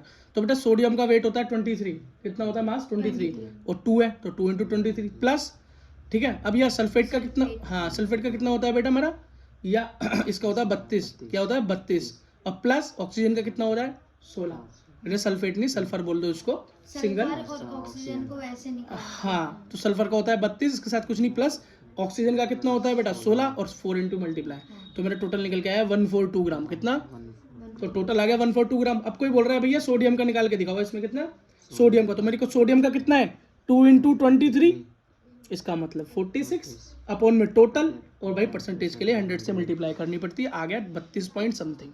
नीचे देखो, अगर कोई बोले भैया इसका निकालो, किसका सल्फर का, निकाल लेंगे तो सल्फर है मॉलिक्यूलर मास हमें पता ही है, हाँ 32 और टोटल मैंने क्या निकाला, गिवन मास नहीं है मैंने निकाला है, निकाला है मैंने, ये देगा नहीं तुमको, ये तुम्हें निकालना है कैलकुलेट करके, हाँ वो नंबर ऑफ मोल्स निकालने के लिए गिवन होगा, यहाँ गिवन विवन कुछ नहीं है, यहाँ तो बेटा नीचे टोटल मास ऊपर में एलिमेंट का मास। अब मैंने ये दोनों चीज़ें खुद ही निकाली है, तो बेटा इसके लिए तुम्हें क्या याद होना चाहिए, नाम ये याद होना चाहिए कि सोडियम का नंबर कितना है, सल्फर का कितना है, ऑक्सीजन का कितना है, कार्बन का कितना है, हाइड्रोजन का कितना मास है। अगर नहीं पता होगा तो ये क्वेश्चन हिलेगा भी नहीं तुमसे, नहीं हिलेगा ना, हाँ तो बेटा कम से कम 20 तक एलिमेंट याद होने चाहिए। मैं 9th क्लास से बच्चों को बोलता हुआ आता हूँ, बच्चे याद नहीं करते, 12th क्लास में आके भी सर मार रहे होते हैं इधर उधर, पीछे से पूछते हैं अपने दोस्त से, तो वो कुछ ज़्यादा पढ़ा लिखा थोड़ी ना, वो खुद नहीं पढ़ के आया वो खुद तुम्हारे भरोसे आया हुआ है। एक बार तो मेरा दोस्त पीछे बैठा हुआ था, केमिस्ट्री का पेपर था और बंदा फिजिक्स के फर्रे लेके बैठा था पीछे, अब वो पास होगा फेल होगा, फेल हो गया, चलो अगला देखो, इम्पेरिकल फॉर्मूला, वेरी इंपॉर्टेंट। क्या नीट के लिए भी बहुत इंपॉर्टेंट है, और बेटा नीट के लिए भी इंपॉर्टेंट है, और 11th क्लास के अंदर बेटा इससे सीधा सीधा क्वेश्चन आ जाता है। बहुत क्या आ जाता है, सीधा सीधा क्वेश्चन आ जाता है। बहुत आसान है भाई। क्या है, अभी तक कुछ भी मुश्किल लगा? नहीं, बेसिक था। हाँ बेटा, अगला है एम्पेरिकल फॉर्मूला। एम्पेरिकल फॉर्मूला बेटा बहुत इंपॉर्टेंट है, मैंने आपको पहले ही बताया। इसमें एक क्वेश्चन दे रखा है, क्या दे रखा है बेटा, एक दे रखा है आयरन ऑक्साइड ऑफ फेरॉन, मतलब ऑक्साइड ऑफ आयरन, क्या ऑक्साइड ऑफ आयरन दिया हुआ है बेटा। ऑक्साइड ऑफ आयरन मतलब FeO, क्या FeO। अब इसके अंदर बता रखा है आयरन है 69.9% और बेटा डाई ऑक्सीजन मतलब O2 कितना है 30.1%। इसका एम्पेरिकल फॉर्मूला निकालो बेटा। एम्पेरिकल फॉर्मूले के कुछ स्टेप होते हैं। सबसे पहला स्टेप ये होता है कि हम मान के चलें कि इन दोनों को जब मिलाया होगा तो 100% बना होगा। जैसे कि Fe प्लस O2 जो बना होगा FeO2 कितना बना होगा, कितना बना होगा 100% होगा। अब ये परसेंटेज दे रखी है, ये दे रखा है 69 और ये दे रखा है 30.1 और ये बना होगा बेटा 100। ठीक है, बात समझ में आई नहीं आई? ठीक है, अब यहाँ पर एग्जैक्टली निकालना है फॉर्मूला बना क्या होगा, ये बना क्या होगा, इसी को एम्पेरिकल फॉर्मूला बोलते हैं। तो आराम से निकाल लेते हैं। देखो बेटा, सबसे पहले हमको पता है 100% कंपाउंड बना, Fe और O2 को मिला के Fe इतना और O2 इतना। अब इसका नंबर ऑफ मोल निकालते हैं। सेकंड स्टेप क्या है, नंबर ऑफ मोल्स निकालना। तो number of moles of Fe निकालें तो बेटा नंबर ऑफ मोल निकालने का फॉर्मूला क्या होता है, गिवन मास बटे में मॉलिक्यूलर मास। तो गिवन मास क्या है, खुद दे रखा है ऊपर 69.9, तो यहाँ पे 69.9 अपॉन में मॉलिक्यूलर मास। तो बेटा Fe मतलब आयरन का एटॉमिक मास होता है 55.8। ठीक है, दोनों को डिवाइड किया है 1.25। अगला भाई क्या है, इसका निकालो, किसका, O2 का, ऑक्सीजन का। तो बेटा ऑक्सीजन का मॉलिक्यूलर मास क्या होता है 16 और गिवन मास क्या है मेरा 30.1, तो मेरा निकल के आया 1.18। ठीक है, अब तीसरा स्टेप होता है, जो भी हमने निकाला 2 हो तो 2, 3 हो तो 3, इनको रेशियो में रख दो। तो पहला है आयरन और दूसरा है ऑक्सीजन, दोनों को रेशियो में रख दो। तो बेटा आयरन का कितना आया था मॉलिक्यूलर नंबर ऑफ मोल 1.25 और मेरा ऑक्सीजन का कितना है 1.88। अब बेटा इन दोनों में से जो एक छोटा नंबर होता है उसी नंबर से इन दोनों को क्या कर देते हैं, डिवाइड कर देते हैं। क्या कर देते हैं, डिवाइड। ये है बेटा स्टेप 4। क्या है, स्टेप 4। इसके अंदर बेटा इन दोनों में से छोटा नंबर कौन सा है 1.25। 1.25 से पहले 1.25 को ही डिवाइड किया तो 1 आ गया, और जब 1. जो सबसे छोटा नंबर है उसको दोनों से डिवाइड कर दो। हाँ, और जब बेटा इससे हम डिवाइड करेंगे ना तो बेटा हमारा आंसर आएगा 1.5। कितना आएगा 1.5। ठीक है, अब हमारा बेटा क्या आया 1.5। अब मेरा आंसर आया 1:1.5। लेकिन बेटा अगर मैं इसको फॉर्मूला अगर इसका बना भी दूं, आयरन आया और ये तो ये कुछ बना ही नहीं, 1.5 समथिंग कुछ जमा ही नहीं। तो बेटा हम इसमें किसी भी एक ऐसे नंबर से मल्टीप्लाई कर देंगे ताकि ये पॉइंट वाला नंबर मेरा पॉइंट में ना रहे, और एक छोटे नंबर से करेंगे ज़्यादा से। तो 1 से करूँगा तो कोई फर्क नहीं पड़ेगा, अगर 2 से कर दूँ तो हो जाएगा 2 रेशियो, और 1.5 को 2 से मल्टीप्लाई करने पर हो जाएगा 3। अभी कुछ अच्छा सा लग रहा है देखने में बेटा, यही मेरा एम्पेरिकल फॉर्मूला है Fe2O3। खत्म। तो बेटा हर बार ये सिचुएशन नहीं होगी कि डिवाइड करने के बाद कोई ऐसा नंबर आएगा जो कि कंप्लीट नहीं होगा, पॉइंट वाला होगा। अगर मान लो इसकी जगह पे 1:2 आ जाता तो खेल वही खत्म हो जाता। हाँ, FeO2 इसका आंसर हो जाता। लेकिन इस केस में बेटा ऐसा नहीं था, तो मैंने 2 से मल्टीप्लाई करके देखा, सबसे छोटा नंबर लेते, 1 से किया तो कोई फर्क नहीं पड़ा, 2 लिया तो 2 हो गया और ये 3 हो गया, और ये मेरा एम्पेरिकल फॉर्मूला हो गया। कोई अगर एम्पेरिकल फॉर्मूले से पूछे कि मास निकालो, क्या मॉलिक्यूलर मास निकालो एम्पेरिकल फॉर्मूले का यूज करते हुए, तो भाई कितना ही मुश्किल है, लो निकाल लूंगा। मेरा आंसर आ गया Fe2O3 आ गया ना एम्पेरिकल फॉर्मूला, इससे मास निकालना है तो भाई कोई बात नहीं। तो 2 मल्टीप्लाई आयरन का क्या होता है 55.8 प्लस ऑक्सीजन मतलब 3 मल्टीप्लाई ऑक्सीजन का कितना होता है 16। बेटा इसको मैं करूंगा, आंसर आएगा 1.96। नहीं बेटा, ये तो मैंने मॉलिक्यूलर मास निकाल लिया ना, इसमें तो क्या गिवन है।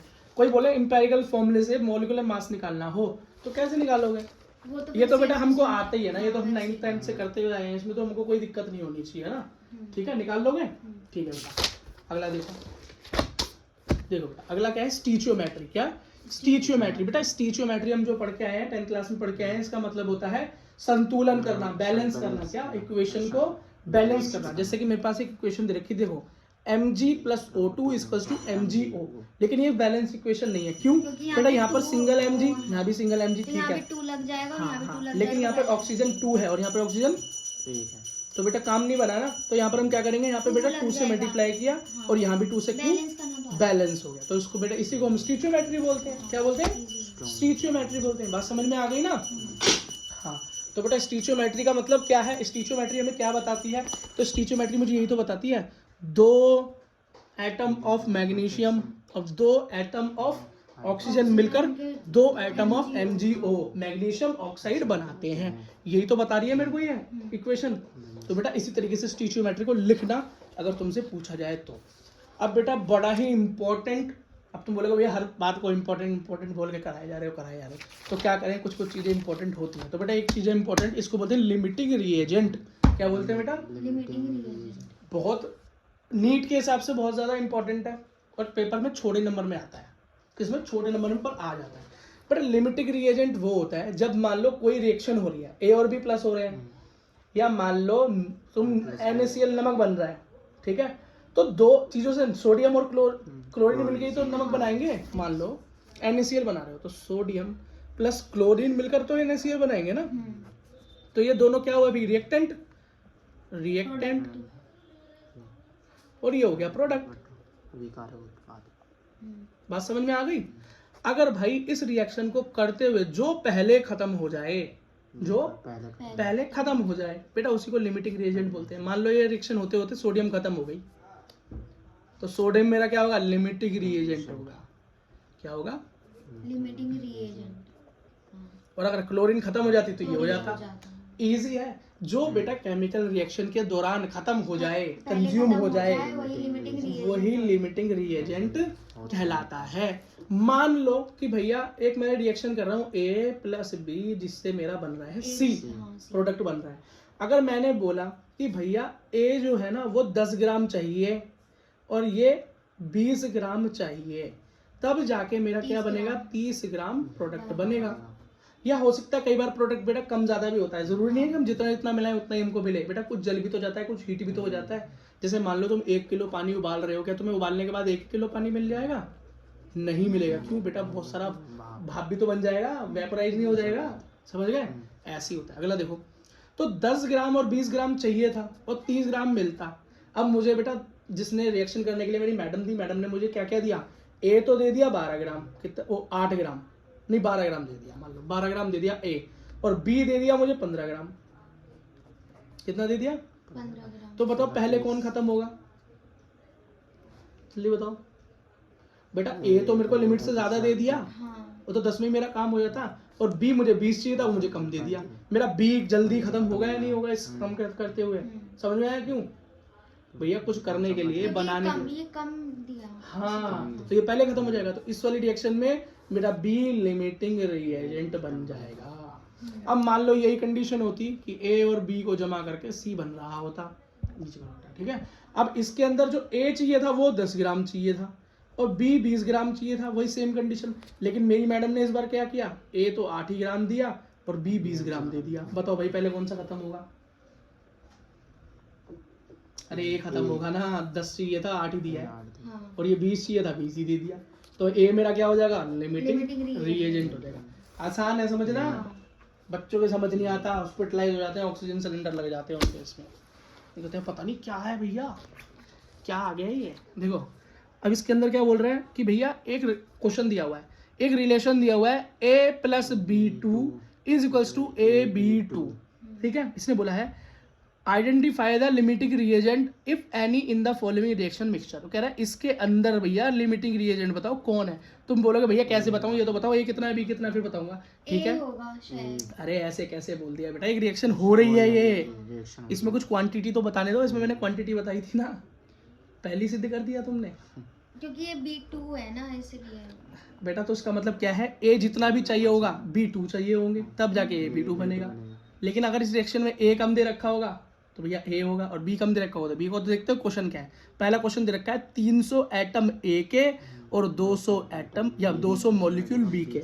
देखो तो खुद देखो ना, यहाँ पर A कितना दे रखा है 300 और B कितना दे रखा है 200। बेटा कैसे होगा, यहाँ खुद देखो ना जरा, बेटा खुद देखो इधर, A तो 300 दे रखा है और B कितना दे रखा है, B2 दे रखा है। B2 कितना दे रखा है 200, कम नहीं है, कम है, B2 दे रखा है बेटा, B नहीं B2। देखो अब क्वेश्चन देखो बेटा कैसे सॉल्व हुआ है। A plus B2 equals to AB2, ये मेरे को पता है। इसका मतलब एक एटम A का मिलता है और एक मॉलिक्यूल B का मिलता है। ये B2 मॉलिक्यूल है, ये B2 क्या है, मॉलिक्यूल। समझ रहे हो? क्योंकि देखो इसके अंदर बेटा गिवन क्वेश्चन तो देखो जरा, यही तो बेटा लैंग्वेज है केमिस्ट्री की। ए के तो दे रखे हैं एटम और बी का दे रखा मॉलिक्यूल, हाँ समझ में आ गया? तो अगर ये एटम दे रखा होता ना तो इसको मैं डबल कर देता, 200 का क्या कर देता, 400 कर देता B2 के हिसाब से। लेकिन बेटा एक मॉलिक्यूल तो पहले से ही कॉम्प्लेक्स मटेरियल होता है, एटम से मिलकर बनता है, समझ में आ गया? तो यहाँ पहले ही दे रखा है। इसका मतलब मैंने यहाँ पे देखो क्लियर कर रखा है क्वेश्चन में कि ए का तो एक एटम है और B2 क्या है, एक मॉलिक्यूल है। एक इससे मिलकर क्या बनता है, एक टोटल AB2 मॉलिक्यूल बनता है एक। अब इसके अंदर क्या दे रखा है, 300 इसके एटम दे रखे हैं और B2 के सिर्फ 200 दे रखे हैं। तो बेटा इन दोनों के मुकाबले कौन कम है, ए और बी के मुकाबले कौन कम है, बी ही तो कम है। बी ए है 300 एटम और ये है 200 मॉलिक्यूल, तो बी इसके अंदर लिमिटिंग रिएजेंट होगा। बात समझ में आई? तो बेटा यही चीजें ध्यान रखनी है, एटम का लिखा है और मॉलिक्यूल का लिखा है। 9वीं 10वीं में काम चल गया या नहीं चलेगा, समझ गए? अगला हाँ, यहीं पर बेटा नीट में क्वेश्चन निकल जाएगा तुम्हारा, झट से लगा दोगे। अरे ए है भैया, शुरू से बोल ली थी मैं तो, अब पता चला क्या निकला, बी है ना, क्योंकि एटम की नज़र से देखा दोनों को। ठीक है, अगला देखो, अगला इसी के अंदर कंडीशन दे रखी है 2 मोल ए के और 3 मोल बी के। मतलब ए के कितने मॉलिक्यूल दे रखे हैं, 2 मोल, और बी कितना दे रखा है, 3 मोल। खुद दिखा रखे, खुद आंख बंद करके बता दोगे बी ज्यादा दे रखा है और ए दे रखा है कम, तो मेरा ए इसमें क्या होगा, लिमिटिंग रिएजेंट। काम खत्म, कॉन्सेप्ट समझ में आ गया? तो क्वेश्चन धुआं धुआं हो गया। क्या हो गया, धुआं धुआं। अगला क्वेश्चन देखो बेटा, देखो इसी क्वेश्चन में दे रखा है पार्ट 100 एटम ए के और 100 मॉलिक्यूल बी के। भैया तो दोनों बराबर है, लेकिन एटम है वो मॉलिक्यूल है, तो एक ही बात है ना भैया, B2 मॉलिक्यूल है मतलब सिंगल काउंट होगा। हाँ। तो बेटा यहाँ भी 100 और यहाँ भी 100, दोनों में से कोई भी कम नहीं है। दोनों में से इस क्वेश्चन के अंदर ए के 100 एटम और 100 मॉलिक्यूल बी के, तो बेटा दोनों सेम है, तो यहाँ पर लिमिटिंग रिएजेंट कोई भी नहीं होगा। ये मत सोचना कि हर किसी में निकालना ही निकालना जरूरी है, यहाँ पे कोई कम होना चाहिए, तो दोनों बराबर है, तो होगा कोई नहीं, कोई नहीं होगा, दोनों सेम है। ये जो एटम और मॉलिक्यूल का डिफरेंस है ये फिर समझा देता हूँ बेटा, ये देखो ना, मैं बोल रहा हूँ ये एटम है हाइड्रोजन का, किसका, हाँ। सिंगल। अब ये क्या है भाई, H2, ये क्या है, ये 2 एटम से मिलकर एक मॉलिक्यूल बनाना। अब मैंने बोला एक एटम है हाइड्रोजन, एक एटम है ऑक्सीजन, इन दोनों से मिलकर बना H2O। ये क्या है, एटम, मॉलिक्यूल है। क्या है, मॉलिक्यूल। हाँ, तो इसलिए बेटा इसमें A लिखा था तो सिंगल एटम था, और B2 लिखा था तो तुम्हारी आंखें चमकी और तुमने क्या किया, सीधा 2 × B कर दूंगी, आंसर निकल के आ जाएगा। लेकिन तुमको क्या बताऊं कि बेटा B2 यहाँ मॉलिक्यूल है। क्या, मॉलिक्यूल है। अब तुम इसको 10 गिनोगे, 2 गिनोगे, 4 गिनोगे, क्या गिनोगे, एक ही तो गिनोगे, इसको एक ही तो वाटर मॉलिक्यूल गिनोगे। अब तुम बोलोगे नहीं भैया इसमें तो H भी है, 2 भी है, O भी है, तो ये सब एटम मिलकर एक मॉलिक्यूल बन चुका है। क्या बन चुका है, मॉलिक्यूल। तो इसलिए यहाँ पे इस क्वेश्चन के अंदर क्या, इस क्वेश्चन में क्या रखा था, A + B2, तो A के अंदर एटम था लेकिन B2 क्या था, मॉलिक्यूल। फिक्स है क्योंकि वो मॉलिक्यूल है ना वो, तो उसके अंदर हम 2 से मल्टीप्लाई करके वाला सिस्टम नहीं लगाएंगे, वो तो तुम मास नहीं। मॉलिक्यूल है मास। ठीक है, समझ में आ गया डिफरेंस? ठीक है, अगला देखो भाई, 5 मोल A के और 2.5 मोल B का। तो बेटा यहाँ पर जाने की जरूरत तो है नहीं, तुम यहीं से बता दो। हाँ, 2.5 मोल B का मतलब B क्या है, लिमिटिंग रिएजेंट। 2.5 मोल A का और 5 मोल B के, बोलो। खत्म हो गया बेटा, तुम तो समझ गए, तो तुम्हारे लिमिटिंग रिएजेंट में फुल नंबर है। क्या, फुल नंबर। अच्छा, अब बेटा एक चीज देखो, अब जरा लिक्विड के अंदर चलते हैं। गैसेस में घुमाए, सॉलिड में घुमाए, सब कुछ कर लिया, ठीक है, इंपेरिकल फॉर्मूला निकाल लिया, मास निकाल लिया, लिमिटिंग रिएजेंट भी निकाल दिया, कितने बड़े बड़े टॉपिक को मार डाला हमने। अब हम पे क्या बचा है, रिएक्शन इन सॉल्यूशन। सॉल्यूशन पढ़ना है, ये तो हम 10th में पढ़ के आए थे, इजी है। तो हमको पता है भैया जो सॉल्यूशन होता है वो सॉल्यूट और सॉल्वेंट से मिलकर बनता है। अब ये सॉल्यूट क्या होता है, सॉल्यूट होता है जो कम मात्रा में हो, और सॉल्यूट जो जिसे घोला जाता है। हाँ, जो बेटा कम मात्रा में, जैसे क्या हो, वाटर है तो वाटर सॉल्वेंट हो, सॉल्वेंट हो, लेकिन उसके अंदर कुछ सोल्ट या कुछ डालना हाँ, शुगर, तो हाँ, तो बेटा जो कम मात्रा में हो वो सॉल्यूट, और जो ज्यादा मात्रा में हो वो सॉल्वेंट। एक चीज याद कर लो, दूसरी तो अपने आप याद हो ही जाएगी। ठीक है। अच्छा, शुगर सॉल्यूशन किसका एग्जांपल है, याद रखना हेट्रोजीनियस सॉल्यूशन। कैसा, हेट्रोजीनियस सॉल्यूशन का एग्जांपल है। मैंने यहाँ क्यों लिख दिया, क्योंकि बेटा नीट में सीधा पूछ लेते हैं sugar solution is example of colloid, है ना, या होमोजीनियस मिक्सचर हो या heterogeneous solution.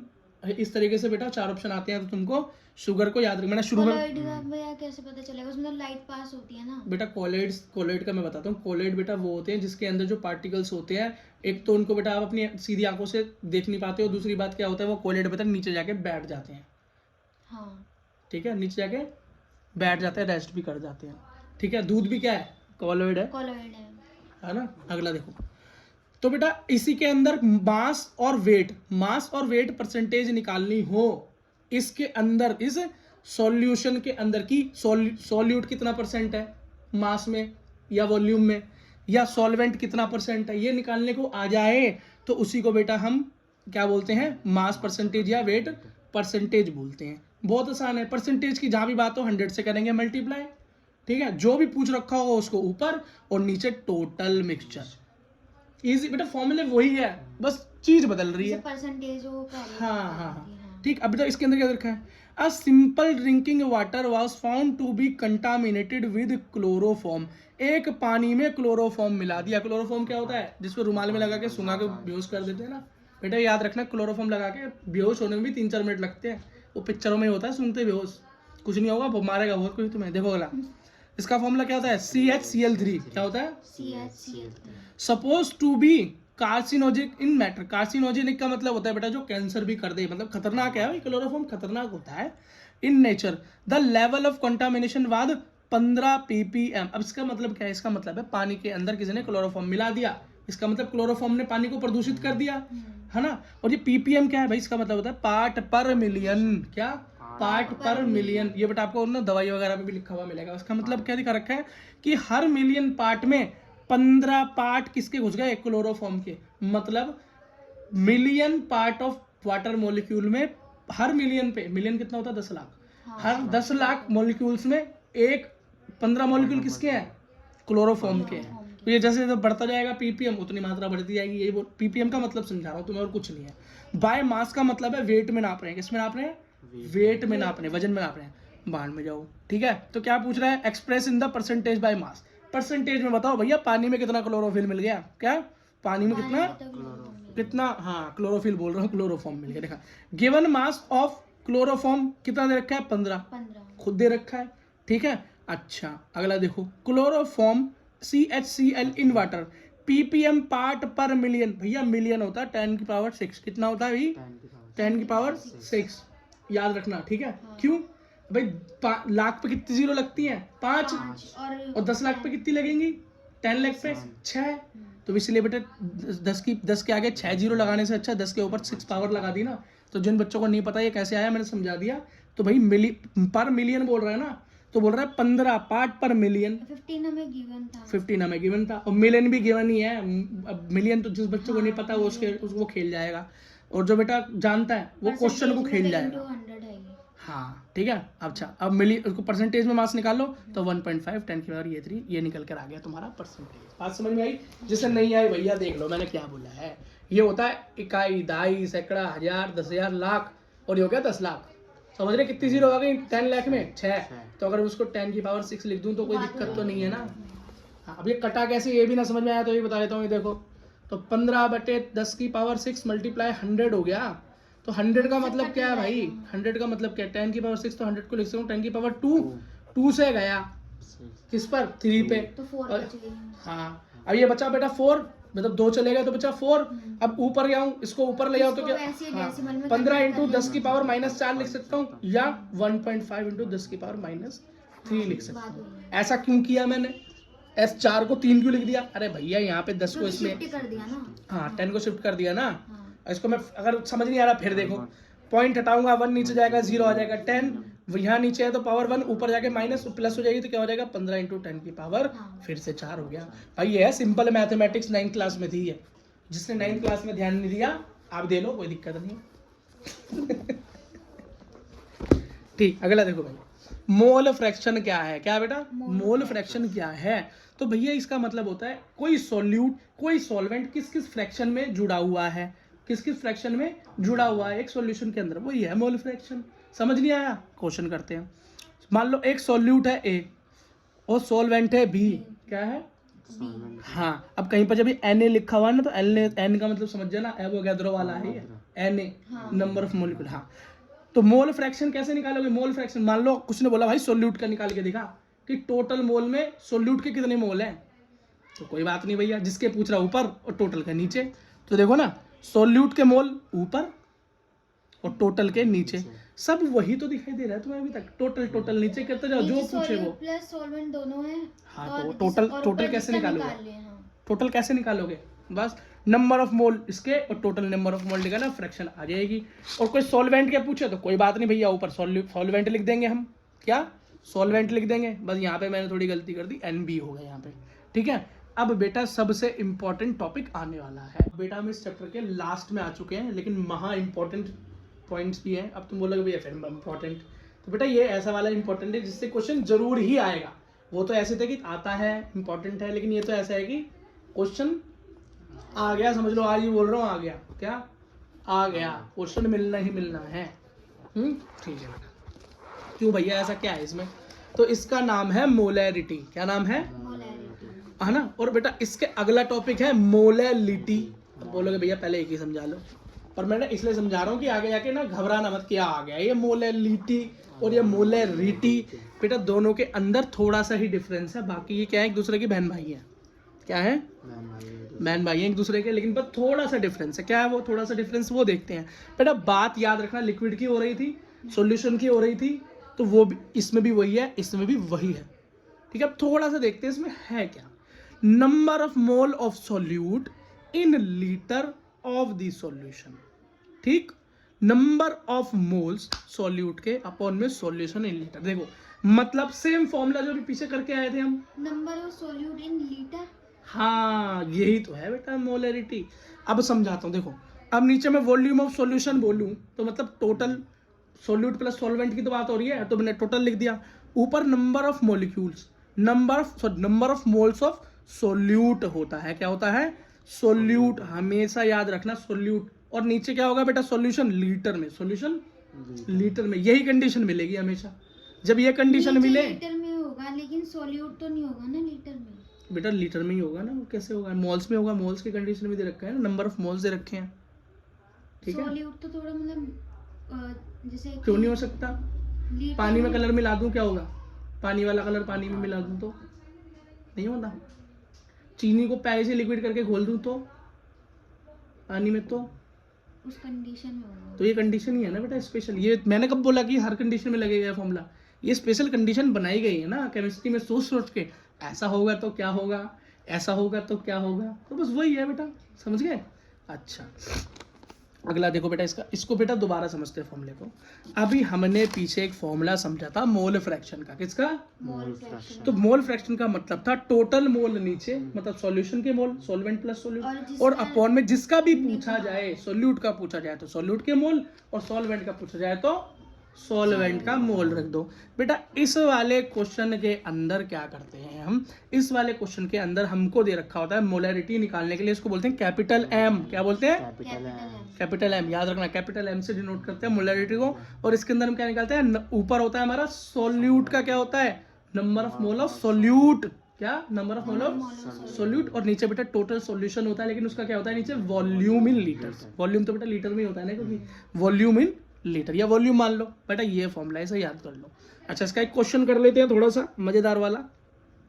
Calculate the mass of the sodium acetate. इसका सोडियम एसीटेट का फॉर्मूला होता है CH3COONA, ठीक। Required to make 500 ml of इतना मोलर सॉल्यूशन। ये बोल रहा है भाई एक सोडियम एसीटेट है, क्या है? सोडियम एसीटेट है, उसका मास पता करो, उसका वेट पता करो, जिसके क्या दे रखे हैं भाई? 500 ml तो सॉल्यूशन है, टोटल क्या 500 ml सॉल्यूशन है, और क्या इतने मोल्स दे रखे हैं, 0.375 मोल्स रखे हैं।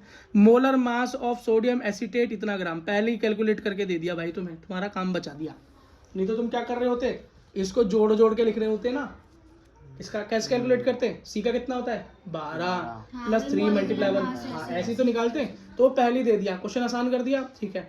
तो भाई गिवन मोलैरिटी, हमें पहले ही मोलैरिटी फाइंड करके दे रखी है, कितना, इतनी दे रखी है 0.357, पहले ही दे रखी है मोलैरिटी, पहले ही दे रखी है। हमें कैसे पता है मोलैरिटी है भाई, क्योंकि सॉल्यूशन को ml में दिया हुआ है, मतलब लीटर वाली क्वांटिटी है ना, लीटर का क्या होता है छोटा, मिलीलीटर, और मिलीलीटर और लीटर का यूज होता है मतलब वॉल्यूम, मतलब मोलैरिटी पहले ही दे रखी है। कोई बात नहीं भाई, दे रखी है तो। और वॉल्यूम क्या दे रखा है 500 ml, क्या 500 ml, और मेरा फॉर्मूला तो कहता है भैया वो वॉल्यूम तो हमेशा लीटर में होनी चाहिए, किसमें, लीटर। हाँ तो भैया मिलीलीटर को मैं तुरंत लीटर में चेंज कर दूंगा।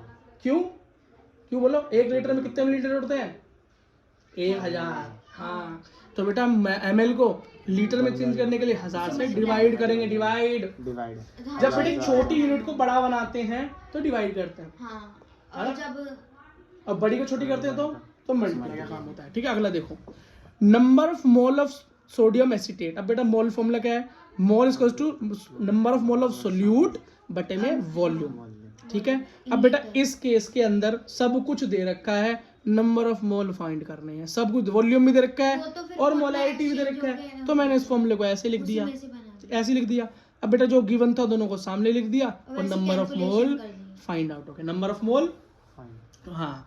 The mass of sodium acetate, अब निकालना है मास, तो भैया मास निकालने का फॉर्मूला क्या होगा, तो मुझे पता है भाई नंबर ऑफ मोल का फॉर्मूला क्या होता है, मोल बराबर क्या होता है, गिवन मास बटे में मोलिकुलर मास, गिवन मास बटे में मोलिकुलर मास, और गिवन मास क्या है, ये रहा गिवन मास, और molecular mass, हाँ गिवन मास ये रहा ना, इसका जो मास है वही तो है गिवन मास, हाँ, और मोलिकुलर मास पहले ही पता है मुझे, तो बेटा दोनों को मैंने रख दिया, divide। हाँ। अब क्या जो मुझे चाहिए था वो रख दिया, फॉर्मूले को अपने हिसाब से एडजस्ट करके आंसर निकाल दिया, खेल खत्म। इसी तरह का क्वेश्चन आता है बेटा, और कुछ भी क्वेश्चन अलग से नहीं आएगा। एक देखो अब बेटा लास्ट टॉपिक है मोलैलिटी, जिसको मोलैलिटी समझ में आ गई उसके लिए मोलैलिटी समझना कोई मुश्किल बात नहीं है। क्यों बेटा, मोलैलिटी को इसको capital, number of mole of solute, volume in litre, और नीचे का वॉल्यूम लीटर में होना चाहिए, हाँ। बस यहाँ पर अब डिफरेंस देखना क्या होगा, मोलैलिटी को स्मॉल एम से डिनोट करते हैं, उसको मोलैलिटी को कैपिटल एम से, तो इसको स्मॉल एम से। बस बेटा यहाँ पर एक ही डिफरेंस है, number of mole of solute, ऊपर क्या होंगे, number of mole of solute होंगे, सेम क्वेश्चन वो सेम फॉर्मूला, लेकिन नीचे सॉल्यूशन नहीं होगा, अब होगा सॉल्वेंट, क्या होगा, सॉल्वेंट, और वो भी वॉल्यूम में नहीं, किलोग्राम में, किसमें, उसमें लीटर में वॉल्यूम, हाँ उसमें वॉल्यूम लीटर में था, और और इसमें नीचे सॉल्वेंट का मास किलोग्राम में, किलोग्राम में। बस बेटा यही डिफरेंस है, अगर ये डिफरेंस समझ में आ गया तो क्वेश्चन बचता ही नहीं है। अब सेम क्वेश्चन दे रखा है क्या, सेम क्वेश्चन दे रखा है, वही नहीं वो वाला क्वेश्चन नहीं, क्लोरोफॉर्म वाला क्वेश्चन है जो इससे पहले करके आए थे हम, कि 15 पार्ट पर मिलियन क्लोरोफॉर्म मिला दिया था ना पानी के अंदर, तो पार्ट पर मिलियन का सॉल्यूशन मैंने कैसे किया था, 15 बटे मिलियन मतलब 10 की पावर 6, और परसेंटेज के लिए 100, तो निकल के आया था 1.5 इंटू 10 की पावर -3%, इतना परसेंटेज ऑफ क्या निकला, क्लोरोफॉर्म इन वाटर निकला, ठीक है। 100 ग्राम ऑफ सैंपल कंटेन, इतना क्या है, क्लोरोफॉर्म का फॉर्मूला है CH_Cl3, ठीक है। ये बोल रहा है 100 ग्राम ऑफ सैंपल, खुद दे रखा था उसके अंदर कि 100 ग्राम पानी में कितना, इतना ग्राम, मैंने खुद निकाला है कितना ग्राम, इतना ग्राम क्या है, क्लोरोफॉर्म हो गया। अब भैया इसमें ग्राम दे रखा है, लेकिन मुझे किस में चाहिए होता है ये हमेशा, किलोग्राम में। जैसे उसको मुझे वॉल्यूम क्या था, लीटर में चाहिए था, दे रखा था मिलीलीटर में, तो मुझे इसे चेंज करना पड़ेगा। 1 किलो में बेटा कितने ग्राम होते हैं, 1000 ग्राम होते हैं, कितने, 1000 ग्राम होते हैं। यहाँ पे ग्राम है तो मुझे इसको चेंज करके किलोग्राम में चेंज करना है, हाँ। तो बेटा ये मेरा कॉम्प्लेक्स तैयार हो गया और मैंने आंसर निकाल लिया। बस बेटा आप नंबर ऑफ मोल निकाल लियो तो बेटा वही गिव मास बटे में मोलर मास लगाकर आंसर आ जाएगा। इसी के साथ बेटा आपका चैप्टर खत्म होता है। अब इस चैप्टर को खत्म करने के बाद कुछ छोड़ो मोल कॉन्सेप्ट के क्वेश्चन कर लेते हैं। देखो बेटा पहला क्वेश्चन क्या है, 1 एटम ऑफ एलिमेंट एक्स, पता नहीं कौन सा एलिमेंट है, एक्स बता दिया। हाँ, ये ऐसे क्वेश्चन बताते हैं, हाँ, अभी तक भी आते हैं, तो इजी है ना, एक्स को थोड़ा सा हिंट देते हैं वो, हाँ। कि कौन सा कंपाउंड होगा। बेटा बहुत आसान है, देखो ये है ना 1 एटम ऑफ एन एलिमेंट, ठीक है। एक एलिमेंट है, उसका एक एटम है, कोई एक्स बोल दिया है एलिमेंट, पता नहीं कौन सा है, उसका वेट कितना है 6.643 इंटू 10 की पावर 23 ग्राम, ठीक, ओके जी। Number of moles of atom in its 20 kilogram, तो कह रहा है अगर वो 20 किलो हो जाए, कितना, 20 किलो हो जाए तो उसके अंदर नंबर ऑफ मोल्स कितने होंगे, नंबर ऑफ मोल्स कितने होंगे। बेटा उस फॉर्मूले को लगाने से पहले जो स्टेप फॉलो करने हैं वो तो देख लो, फॉर्मूला तो हमें पता है। तो बेटा दिया क्या हुआ है, मास, गिवन मास क्या है, बास जो गिवन मास है बेटा क्या है 20 किलो। कितना है 20 किलो। 20 किलो। बेटा किलो तो अपने को चाहिए नहीं, क्या किलो में तो अपना काम होता नहीं, मोल्स वाले कॉन्सेप्ट में छोटी यूनिट चाहिए, मतलब ग्राम चाहिए। तो किलो दे रखा तो पहले तो उसको ग्राम बना लो। तो 1 किलो में कितने ग्राम होते हैं, 1000 तो बेटा 1000। 20,000। हाँ तो मैं इसको लिख सकता हूँ 20 मल्टीप्लाई 10⁻³ है ना, लिख सकता हूँ ना ग्राम। ठीक है बेटा, तो गिवन मास क्या हो गया, ये हो गया मेरा, कोई दिक्कत कोई दिक्कत नहीं। अब ये बोल रहा है 1 एटम ऑफ एलिमेंट, ये इतना वेट मतलब कितना दे रखा है, AMU क्या दे रखा है, ग्राम एटॉमिक मास दे रखा है, GAM बोलो, एटॉमिक मास दे रखा है, कितना दे रखा है 6.643 10⁻⁻23 ग्राम दे रखा है। और ये बेटा फाइंड टोटल कैसे फाइंड आउट होता है, टोटल इसके सामने बेटा एवोगैड्रो नंबर से मल्टीप्लाई कर दो या 1 मोल से मल्टीप्लाई कर दो। कभी भी क्वेश्चन को ऐसे ही सॉल्व करना है, यही बेटा स्टेप है क्वेश्चन सॉल्व करने का। क्या है, जो भी बेटा मल्टीप्लाई कर दिया, हाँ यही स्टेप है बेटा, जो भी हमको क्या रखा है, देखो बेटा दोबारा क्वेश्चन को देखो, 1 एटम ऑफ एलिमेंट एक्स, एक पूरा क्या है एलिमेंट एक्स, उसका एक एटम, क्या एक एटम का इतना वेट है, एक सिंगल एटम का इतना वेट है। तो और तुम्हें पता है कि भैया टोटल एक मोल के लिए कितने एटम होते हैं 6.022 × 10⁻23 एटम, मतलब क्या एटम्स मिलकर एक मोल बनाते हैं, समझ गए। तो बेटा ये तो खाली एक एटम का वेट है, किसका, खाली एक एटम का। तो 1 मोल का कितना होगा, 1 मोल का 1 ग्राम एटॉमिक मास का, तो ये बेटा मल्टीप्लाई करनी पड़ेगी 1 मोल से, 1 मोल से मल्टीप्लाई कर दो और टोटल ये ऐसे तो निकलेगा बेटा। यही होता है सेकंड स्टेप। फर्स्ट स्टेप तो क्या है बेटा, अगर यूनिट नॉर्मल ग्राम में दे रखी है तो कन्वर्ट करने की जरूरत नहीं, और नहीं रखी है बड़ी तो छोटी कर लो। अगला बेटा जो भी दे रखा है उसको मोलर मास में या अपने मोल के लेवल पर कन्वर्ट कर लो। मोल के लेवल पे कैसे कन्वर्ट होगा, एवोगैड्रो नंबर से मल्टीप्लाई कर दो, बात खत्म हो गई भाई। अगर मैं इसको मल्टीप्लाई करूं तो मेरा निकलता है 6.022 × 10⁻23 मल्टीप्लाई 6.43 10⁻⁻23। अब एक बात बताओ, क्या एक बात बताओ, यहाँ बेटा 23 माइनस यहाँ 23 प्लस दोनों आपस में कैंसिल आउट हो जाएंगे। अब बचेगा सिर्फ ये 6.02243, इसको करेंगे तो 100 नीचे आएगा, 100 नीचे आएगा 6.22। हाँ इन दोनों को जब बेटा मल्टीप्लाई करेंगे और नीचे मल्टीप्लाई करके डिवाइड करेंगे तो मेरा आंसर निकल के आया 40। कितना 40 निकल के आया, समझ गए। तो बेटा अब मेरे को पता है नंबर ऑफ मोल्स निकालने का फॉर्मूला होता है, नंबर ऑफ मोल्स निकालने का फॉर्मूला होता है गिवन मास मॉलिक्यूलर मास, या अगर मॉलिक्यूलर मास ना हो तो ग्राम एटॉमिक मास या AMU या GMU, हाँ ठीक है, या यूनिट। तो भाई गिवन मास क्या है 20 किलो, अब 20 किलो को ग्राम में कन्वर्ट किया तो क्या हो गया 20 × 10⁻³ ग्राम। बात समझ में आई। और बेटा इसका अभी एटॉमिक मास यूनिट क्या निकाल के आए थे हम, क्या निकाला अभी हमने, क्या निकाला बेटा, अभी हमने 40 निकाला, कितना 40 निकाला। बस बेटा इतना छोड़ दो तब भी आंसर, काटना चाहो तब भी बहुत आसान है। कैसे काटोगे, देखो 40 20 एकम 20 20 दूनी 40, आइए ये कितना है 1000 ही तो है अपॉन 2, काटो 2 5 10 00, कितना 00, ये आ गया, 1 0 कम है। बात समझ में आ गई, क्वेश्चन सॉल्व हो गया बेटा। ठीक है बेटा, ये बोल रहा है एक क्वेश्चन है, what is the number of mole of O atom, oxygen atom, in 126 AMU of HNO3। HNO3 एक मॉलिक्यूल है, उसके अंदर ये O एटम दिखाई दे रहा है, O ऑक्सीजन। हाँ, what is the number of mole of O, मतलब इस पूरे के पूरे मॉलिक्यूल के अंदर इस O एटम के, क्या खाली इस ऑक्सीजन एटम के मोल नंबर ऑफ मोल्स पूछ रहा है। क्या पूछ रहा है, मोल। और इसका बेटा क्या दे रखा है एटॉमिक मास यूनिट, इसकी कितनी रखी है 126 दे रखी है। और मैंने तुमको क्या समझाया था, अभी समझाया था, क्या समझाया था, ठीक है। सबसे पहले तो बेटा यहाँ पर कोई एक्स कंपाउंड तो है नहीं, जैसे पिछले क्वेश्चन में था, यहाँ तो दिख रखा है कंपाउंड दिखाई दे रहा है मुझे, क्या है HNO3 दिखाई दे रहा है। कुछ मत करो, जब भी कंपाउंड हो आंख बंद करके एटॉमिक मास तो निकाल लो, क्या कितना निकलेगा, एटॉमिक मास बोलो या मॉलिक्यूलर मास बोलो, कितना निकला बोलो, निकालो बेटा। हाइड्रोजन का 1, सोडियम का 14 और ऑक्सीजन का 16, ये हो गया बेटा तुम्हारा 15 + 48, ये हो गया तुम्हारा 63। नहीं 63 नहीं था बेटा, क्या निकाल रहे हो तुम? H1 हो गया, ये हो गया ना बेटा, ये लिख तो दिया। हाँ हाइड्रोजन 1 हो गया, सोडियम का नंबर होता है 7 हो गया 14, हाँ। मल्टीप्लाई 3 और उसका सही होता है है, सही है, 16, तो सही बेटा है, 60, हाँ सही है, मुझे पता है। देखो अब अगला, ठीक है, इतना कर लिया। अच्छा भैया, अब ये क्या दे रखा है, इसका क्या दे रखा है, इसका दे रखा है भाई क्या, AMU, एटॉमिक मास यूनिट में दे रखा है। इसको किस में दे रखा है, एटॉमिक मास यूनिट में दे रखा है। कोई बात नहीं भाई, दे रखा है तो हमको तो पता चल गया इतना, जो भी निकल के आता है उसको Na से, एवोगाड्रो नंबर से मल्टीप्लाई कर दो।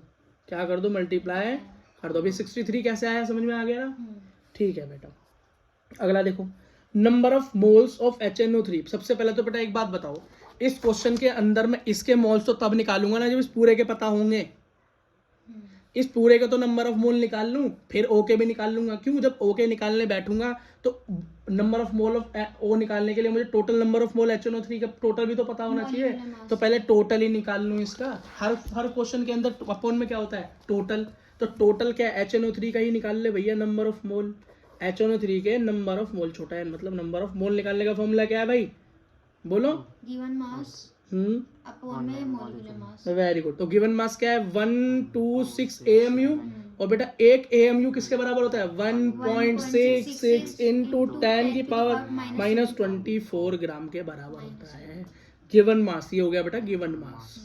फॉर्मूला में पहली बार अपॉन में मॉलिक्यूलर मास। मॉलिक्यूलर मास मेरा निकला 63। टोटल इसको निकालने के लिए Na1 मोल से मल्टीप्लाई करनी पड़ती है, ठीक है, और मल्टीप्लाई बाय इसकी मल्टीप्लाई क्या होगी, इसकी भी बेटा मल्टीप्लाई मुझे इसी नंबर से, क्योंकि ये भी एटम मास यूनिट में, तो इसको भी इसी नंबर से मल्टीप्लाई करना पड़ेगा। कुछ भी नहीं होगा इससे, पूरा का पूरा कट गया ये कैसे आया भैया 1.6 से नीचे? बेटा ये एक एटॉमिक मास यूनिट की वैल्यू होती है। और जो पूरा का पूरा क्वेश्चन मुझे दिया हुआ है, जो बेटा इस पूरे का पूरा का जो मुझे क्वेश्चन दिया हुआ है, दे ही मेरे को किसके अंदर रखा है, किस यूनिट में दे रखा है बेटा, एटॉमिक मास यूनिट के संदर्भ में ही दे रखा है। तो मुझे ऊपर भी और नीचे दोनों तरफ इसकी मल्टीप्लाई करनी पड़ेगी। इस टाइप का क्वेश्चन आता है। तो बेटा यहाँ पर क्या हुआ, 63 बन जाए 63, 2 से कट गया, तो यहाँ पर मेरा number of mole of HNO3 is equals to निकल गया 2/Na। 2/Na निकल कर आ गया। नॉर्मल Na लिखो, है ना, जरूरी नहीं वो नंबर पूरा एवोगाड्रो। हाँ, तो बेटा मैं ये भी तो कह सकता हूँ कि 126 AMU ऑफ HNO3 जो मुझे क्वेश्चन में दे रखा था, और अब जो मैंने सॉल्व करके निकाला है किसके बराबर है, 2 मॉलिक्यूल ऑफ HNO3 2, है ना। अब ये यहाँ के मल्टीप्लाई तो हो जाएगा उधर जाके, ये भी तो बनाई है, ये उधर जाके मल्टीप्लाई हो जाएगा, तो 2 मॉलिक्यूल ऑफ HNO3 के बराबर ही तो वही है, ठीक है, ये मैं लिख सकता हूँ ना, ठीक है। अब जरा एक चीज पे ध्यान दो, देखो बेटा इधर देखो, जब मैंने बोला कि 1 मॉलिक्यूल ऑफ HNO3 63 के बराबर आ गया, मैंने ऊपर निकाला 1 मॉलिक्यूल ऑफ HNO3 के अंदर कितने ऑक्सीजन है, 3, HNO3 मतलब O3 मतलब 3 मॉलिक्यूल हैं, कितने हैं, 3 मॉलिक्यूल, 126। अब बता ये HNO3 के कितने मॉलिक्यूल है, 3 मॉलिक्यूल है, कितने, 3 मॉलिक्यूल। और बेटा ऊपर मैंने भी क्या देखा, 126 equals to 2 mole of HNO3, मतलब ये जितना दे रखा है ये 2 मोल के बराबर है। तो सिंगल मोल में 3 एटम, तो डबल मोल में कितने होंगे, इसका डबल करना, हाँ तो 6 हो गए, बस कितने हो गए, 6 एटम हो गए ऑक्सीजन के। अब number of mole of oxygen निकालने का क्या तरीका है भाई, मास गिवन मास में, हाँ टोटल मास। तो भैया मास गिवन तो होता ही है, मुझे 6 मैंने निकाल लिया, यहाँ पे 6 निकल गया, डबल हो गया 6, ठीक है, और कितना दे रखा है, हाँ इंटू 16 तो होता ही है, अपन में टोटल 16 आंसर आ गया, ठीक है बेटा।